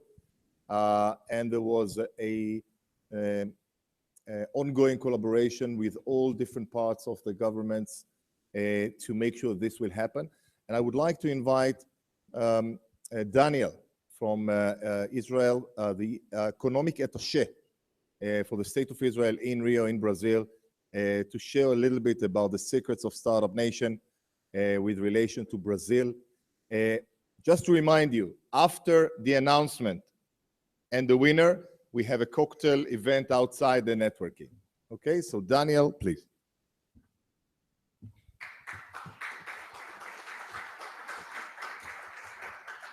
Hello, good evening, shalom, boa noite.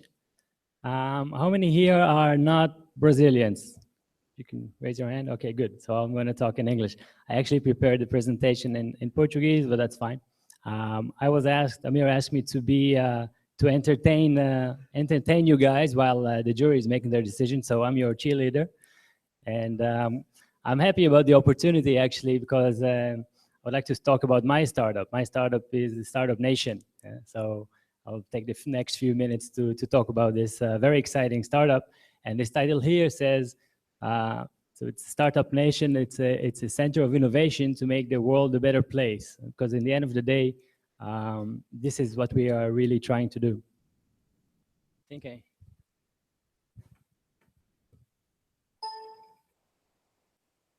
Just a little bit about our network. So I work for the Israeli Ministry of the Israeli Ministry of Economy and Industry, and we have a network of over 40 offices around the world of commercial attachés. Each office has a team, and I am the very lucky one to be located here in Rio de Janeiro, which is actually another startup that I'm involved with, which is to open the office in Rio. We had an office in Sao Paulo before, we still do, and then it was decided, fortunately for me, that we need another office in Brazil, and it's going to be in Rio, and that was I'm very happy about that.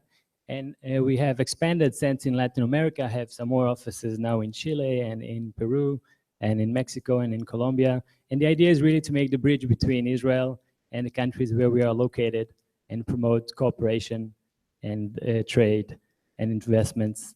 And this is what we do. Now, I can't not start talking about the Olympics. I don't know who was here during the Olympic Games. Raise your hand. Quite a lot of people. Wasn't that exciting? Rio 2006, been waiting for this moment for a long time. And I think we should all, just how many of you enjoyed the games, went to the matches? Wasn't the organization amazing? Shall we clap for Rio de Janeiro? Really good job. Boy, I was very happy to be able to experience that and very happy everything worked out well. There was a lot of concern before, but I wasn't concerned at all.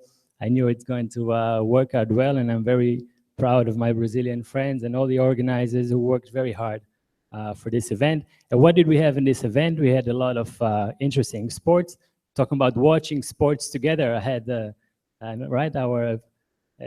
one of the startups presenting. I was lucky to watch Neymar winning the football championship and the beach volleyball, etc. It's very exciting to watch sports together. It's exciting to watch your national athletes win a medal. In our case, this is our record, 2 medals. We don't have 121 is the US. Let's see if we get there maybe one day. So two medalists for bronze. Israel is not really, it's not our forte sport. I think we should really invest much more in that. But what we do well and have take a lot of pride in is the startup ecosystem or innovation ecosystem. And as you can see, this is according to the Startup Genome 2014, located second from all the cities around the world of the innovation ecosystem. So what we have in Israel a lot of startups. We have a lot of innovations. Intel has its first R&D center in Israel. It does both design, it does fabrication of Intel, of the semiconductors. So when you see Intel inside, it's mostly Israel inside. It sends the Pentium to the Core Duo, Centrino, etc. We have Intel, talking about Intel bought Replay Technologies, which is this technology that I think everyone probably seen Hype Foundation promotional video, where you see oftentimes the 360 degrees angle of the sports replay. So that's an Israeli company. Waze, of course, I don't know how I would survive in Rio without Waze, or anywhere for that sense. ICQ, which was sold to AOL, started the whole instant messaging, but a lot of in other areas as well, such as drip irrigation, changing the way we grow food, enabling to grow food with much less resources and wasting less water. Of course, the disc on key, Viber, all the technology for voice over IP, and the list goes on and on. So we have a lot of that in Israel. We have about 6,000, and this is our, I haven't been modest here of giving us a gold medal, a few gold medals, just to compensate for our lack of medals in the Olympics. So highest density of startups per capita, we have over 6,000 in Israel. Only in 2015, 1,400 startups were created, and we have a table here of how many were created each year, how many still exist, etc. Also, the availability of venture capital funds in Israel is the highest per capita, which is obviously necessary for an innovation system. We have the availability of engineers, of programmers. It's the highest per capita, with about 235 per 10,000 people. In second place, we see the US with about 80. These very highly qualified workforce is very attractive for large multinational companies opening R&D centers in Israel.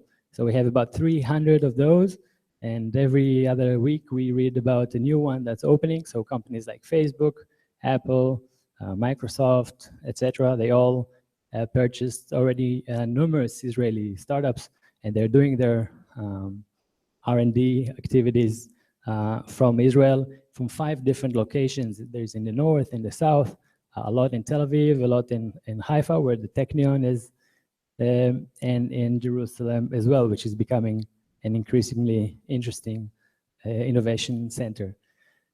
We have the highest ratio of patents, medical patents per capita, and quality of R&D and innovation. That's according to IMD Institute in Lausanne, and 12 Nobel Prizes, which is very cool. This is Ada Yonat, which is one of the recent laureates. She won in chemistry. So the secret recipe, how does this work for people who haven't been to Israel and perhaps would like to consider visiting?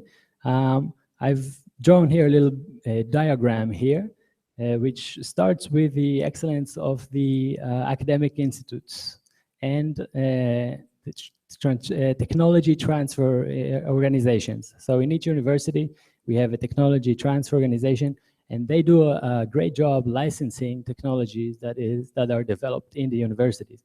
So for example, in the Weizmann Institute, this organization licensed the technology that Teva is Israel's largest company, pharmaceutical company, has its primary product, which is the Copaxone for multiple sclerosis. And they make a lot of money licensing these technologies, but mostly what they do is, I have to finish quickly or I can talk more time?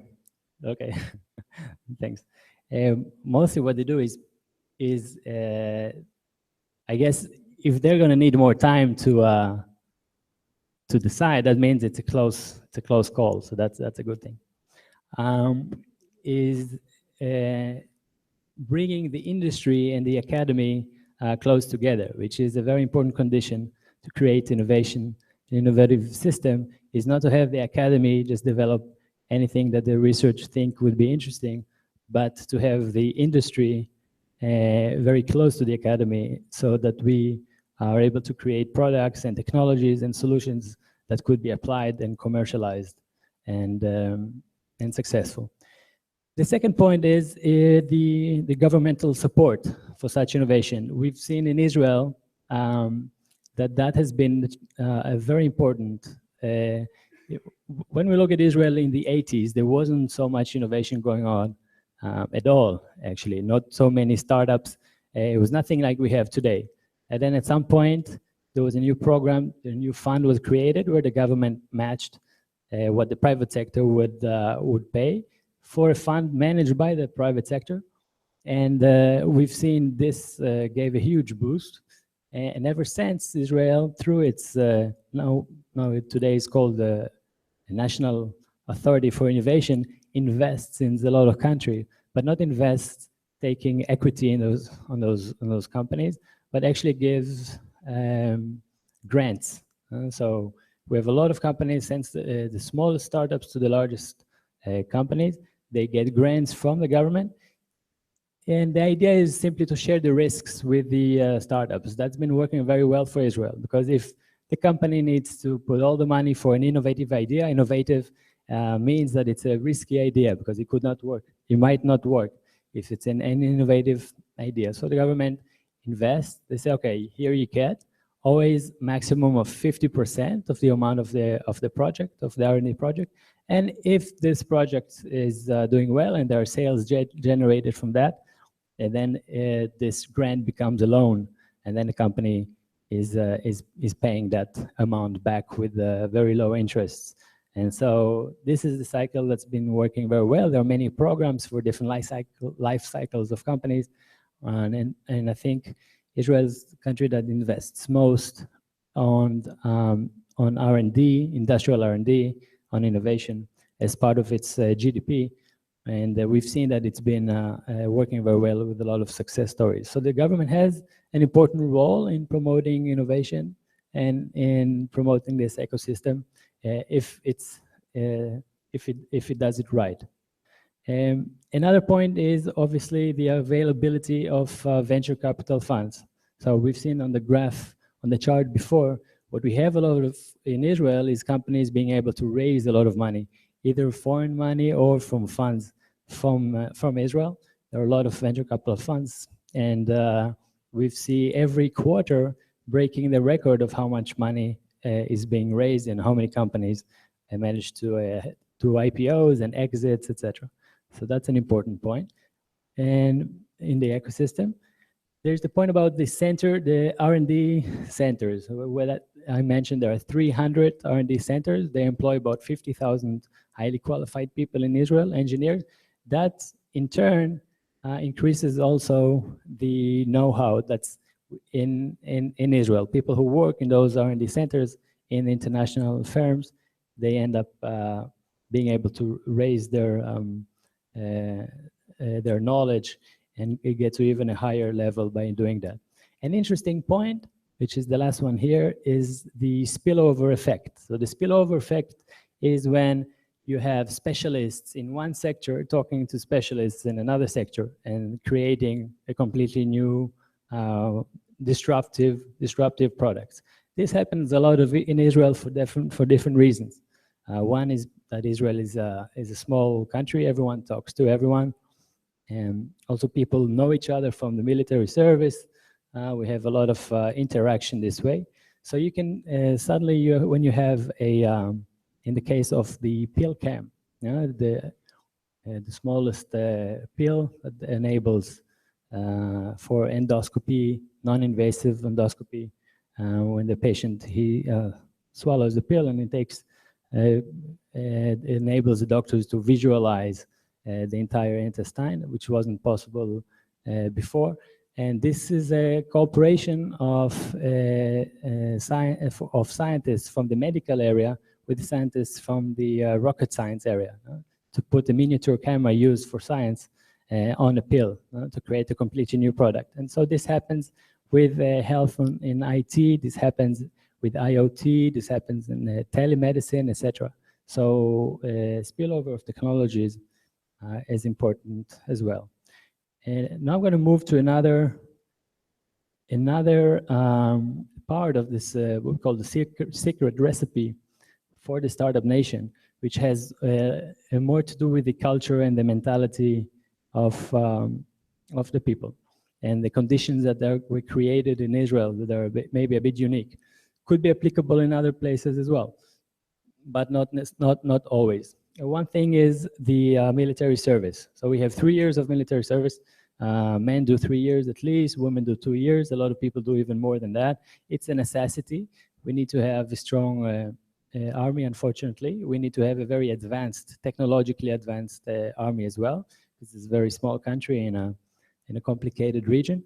So developing technologies in the army enables a lot of commercialization of those technologies later on. We've seen here one company, which is Ryon, the Israeli company, using technologies that is used in the Air Force in Israel. So we have many such examples in telecom, in cyber, and in many different areas.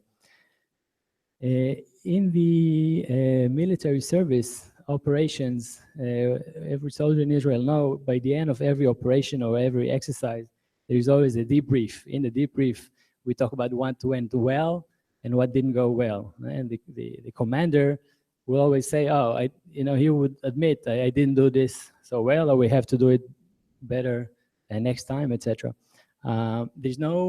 We don't have this thing of failure, of fear to fail. We need to learn from our experience. And so there is a very high tolerance for failure. This is crucial, actually, for the success of entrepreneurs in Israel. An investor, he would often prefer to invest in a company, in an entrepreneur who's already failed a few times, if he has to choose, because the person who already failed, then he's already managed to learn a few things. He knows what went wrong. He learned from his experience. He learned from his mistakes. And we see in a lot of other cultures where that wouldn't be possible. Once an entrepreneur failed, he would consider it, or the society would consider it as something not so good, and he wouldn't try again. But Tal also here mentioned Michael Jordan and the necessity to continue trying until you succeed. There's a point about what we say. I think the jury is just finished, so I don't know how much time we have. But there's a point about the Israeli chutzpah. It's a certain assertiveness that is a word that can hardly be translated to other languages. Is just the way that we try to do things, very result-oriented, and not necessarily think about the nicest way to do things, but believing in the impossible, I would say, perhaps. And another thing for Israeli startups is that from day one, we always think about the international market. I've seen that in other countries. When you have a large market, you don't necessarily think about other markets where you already have a large market. But for us now, we have a great market for running beta sites. So we have for doing some tests and some trials. But always think about the US, think about Europe, think about other markets, and so that's very important as well. There are a couple of I left a couple of Jewish cultural elements here as well on this slide, and these are, one of them is a high focus since day one for the importance of education. It's very important, from our Jewish mothers, that we need to be either a doctor or a lawyer. That used to be like that. When a Jewish mother walks with her 2 kids, and say, how old are they? And said, the doctor is 4 years old and the lawyer is 6 years old. So that's the joke. But now it's not like that anymore. Nobody wants lawyers and doctors. We all need to be startupists. We need to be entrepreneurs. So that we know that for that also, there's a necessity to go to university. But so the emphasis of education in Judaism has always been very strong. And so that we see that there is a high ratio really of academy graduates. And the last point, which is one of my favorite points as well, I mentioned a little bit before, something that's called Tikkun Olam. It's also a very strong and important element in Judaism, which basically means correcting the world or making the world a better place. And we always look for a way to solve problems and of large-scale problems. And that's why I think one of the largest, what is the strongest sectors in Israel is the medical devices, the health sector. How to think of solutions that could make us have a better quality of life, that we could live longer, live better, etc. Same goes for agricultural technologies, how we can produce more food because the world needs it, how we can have technologies for water to solve problems of water scarcity. It's a necessity in Israel. If we didn't have such technologies, we would probably not survive and have water shortages, but we work very hard in trying to implement those solutions in other places around the world. So I think that's an important aspect of it. This is about it, about Startup Nation. Just a few words about my own startup in Rio. What we do here is basically identify and publish business opportunities. We connect the business communities here in Brazil and in Israel, create opportunities by inviting delegations over here and delegations from Brazil to Israel. So we are very busy doing these things as well. Brazil and Israel have a unique free trade agreement. Israel is actually the only country outside Latin America to have a free trade area agreement with Brazil, being part of Mercosur. So that's a great window of opportunities. We have other programs as well of cooperation in R&D, where governments, Brazil and Israel, support companies that do joint R&D projects. We have a few exciting events coming up as well. So those who are interested, no time, okay? Those who are interested, talk to me later. And this is like all the startups, they finish with their team. This is my team. So we have the pictures. We are 5 in our office here at your service. Thank you for this opportunity, Amir. And congratulations, all the startups. The great presentations. Daniel, thank you very much. Thank you. Daniel was a very influential part of this organizing this event in the last few months. So thank you very much, you and your team. The jury is back. You have a decision? Yeah, hold on. Don't tell us yet. We are now inviting, the top 50 companies, come all together. If you can stand here, and we'll invite you one by one to share your idea to the world. Munir, everything is okay? Yes? Okay. Okay. If you can, the first one, you could, yeah, just, Fabio, if you can stand there and just, yeah, one by one. Okay, please. Wait for everybody to join. Are we going to give a 1 minute right now? Yes. Okay, but then I need one here. Okay. Yeah, you're on the middle of the screen. Yes. Okay, good evening, everyone. I am Anita, and this is Sasha and Luca from Body Recog team. We come from Zagreb, a city with 1 million hearts, and that is the capital of Croatia for those who don't know. And today we are presenting to you Body Recog, the body shape tracking app. It does 3 things for you. First of all, it tracks how your body changes over time as a result of a diet or exercise program, but also as a result of a medical therapy or medication. And it shows you in centimeters or in inches where you have lost fat or gained muscle. The second thing it does for you It does health risk assessment for cardiovascular diseases, diabetes type 2, and cancer based on your body type and body shape. Third thing it does for you, it actually gives personalized health recommendations. And so, how do we do that? How do we determine your body type, body shape? 10 seconds.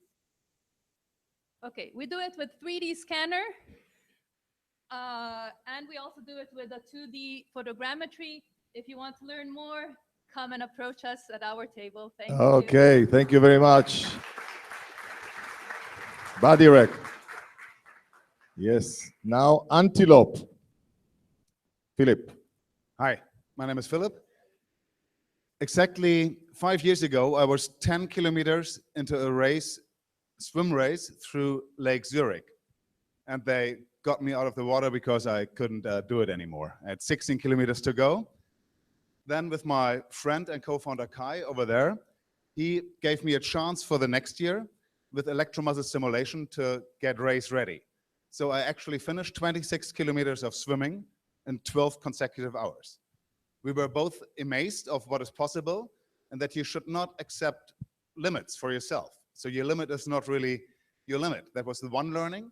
The other one, that this technique is more than just enhancing performance. It's about really gaining quality through exercise. So that's why we set out 2.5 years ago to develop Antelope. It's a sportswear which you can try out, and I think some of you have done that already. You can try it out on different muscle groups. It's an amazing experience to feel a contraction of your body which feels natural, but on the same time is not voluntarily. It's a great way to exercise. Thank you. Thank you, Antelope. Philip. Natko. Hi, guys. This is my team. I'm Natko. I'm a medical doctor, and this is my best friend and partner, Rafael. He's a neuroscientist. I'm a radiologist. Together, we're working for 10 years now to help sports people enhance their performances. And Marin, our athlete, he's the one that we started to work with. Today, we have thousands of hours of research in many sports fields, and we are trying to get mental training on a complete new level using neurofeedback and dedicated apps for every sport specifically. We worked with many athletes, with all our NBA players from Croatia, so 4 of them. We worked with many Olympic gold medalists and world champions, European champions. We all have them in our small country that is dedicated to sport. So that is why we started this whole program, Neurofeedback in Sports, with dedicated apps for every sport specific. We have now archery, shooting, basketball, and golf. We will do tennis, and we will also do combat sports because that's what we're good in too, fighting. Okay, thank you very much, Natko and the team. Mateus. Boa noite, good night. My name is Mateus. I'm the CEO of 9 Sports. I used to be a football player and also a sports fan, and I face myself with a problem.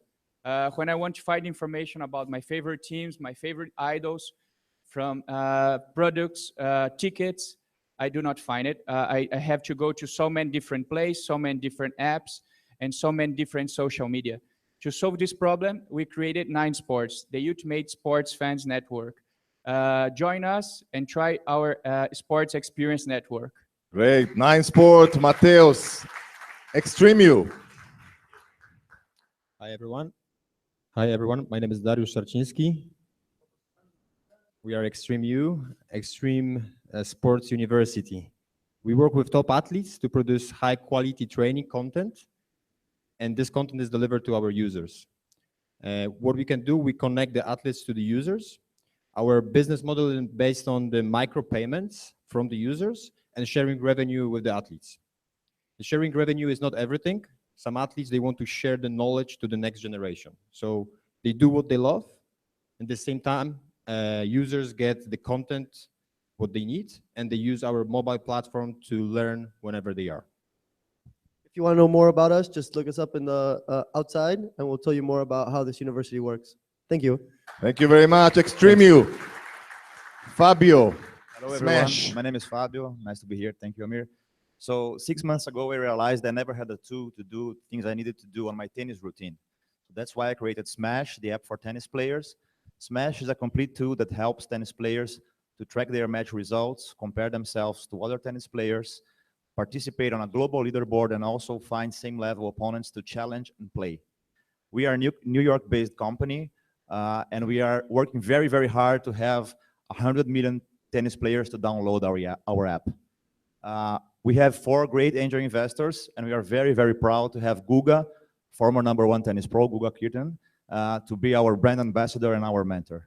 So I invite you all to join Smash and help us to create the largest tennis network. Thank you very much, Smash. Fabio. Guy, high feet. Hello, everyone. Wagner. My name is Guy. I'm the founder of HiFit.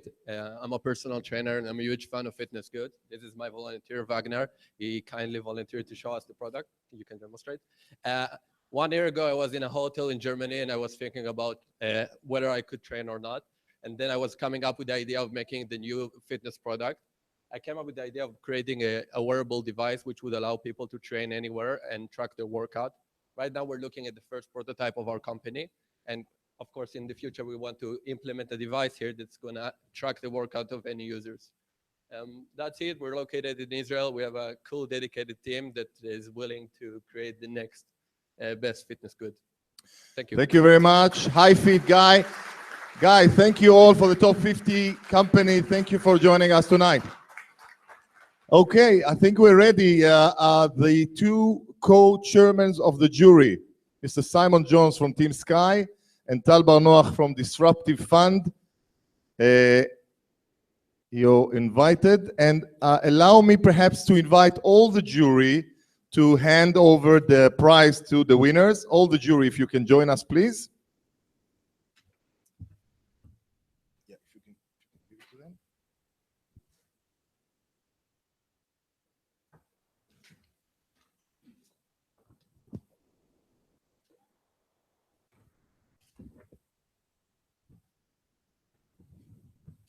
So, first, again, thank you for everyone that gave the pitch here. You all did a great job. So this is for you. It was a great event and great pitches. So thank you for everybody that participated. Thank you, my colleague juries here for participating, and really, Was it easy? Tell us a little bit about what happened in the room. No, it wasn't easy. It wasn't easy at all. There was a lot of discussion, some debate, but I think that we all came to the right conclusion about the top 3. Okay. So number 3 is Ryon. Ryon.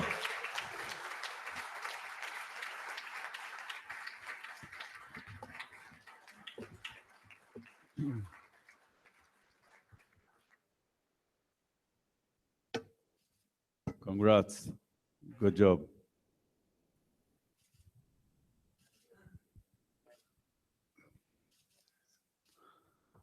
Number 2 is our friend from Hello. Hello. Hello.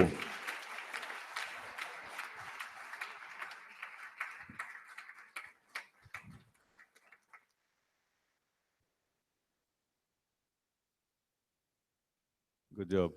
Yeah, stand for the, take a picture, yeah. Yes. Okay. Sure, sure.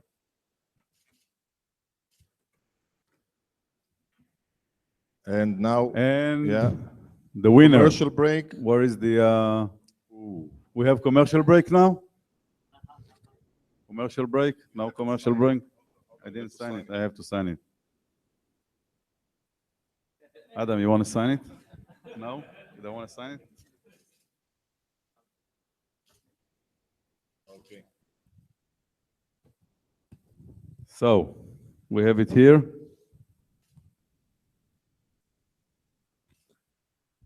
And the winner is... Hold on, any guess from the crowd, maybe?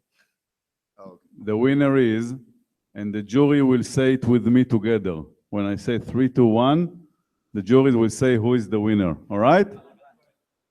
3, 2, 1. Stride!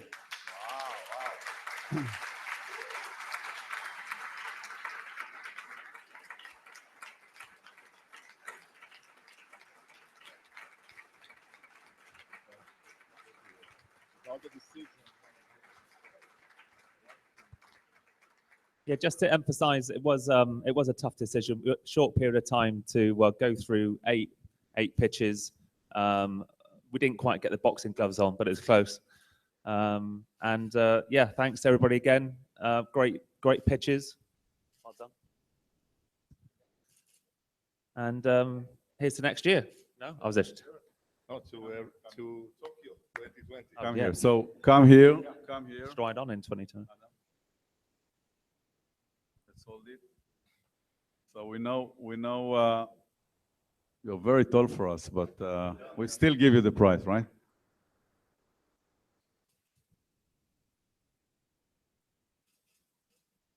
You got it? Okay. Thank you, guys. Thank you. Congrats. Thank you very much.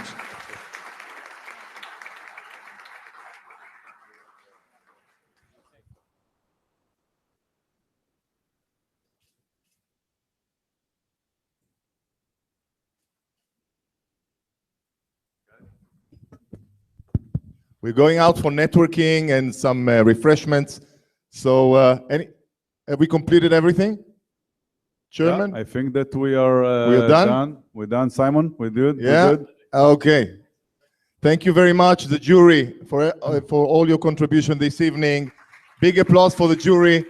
Thank you all for coming tonight, and see you outside. Thank you. See you in Tokyo, Tokyo 2020.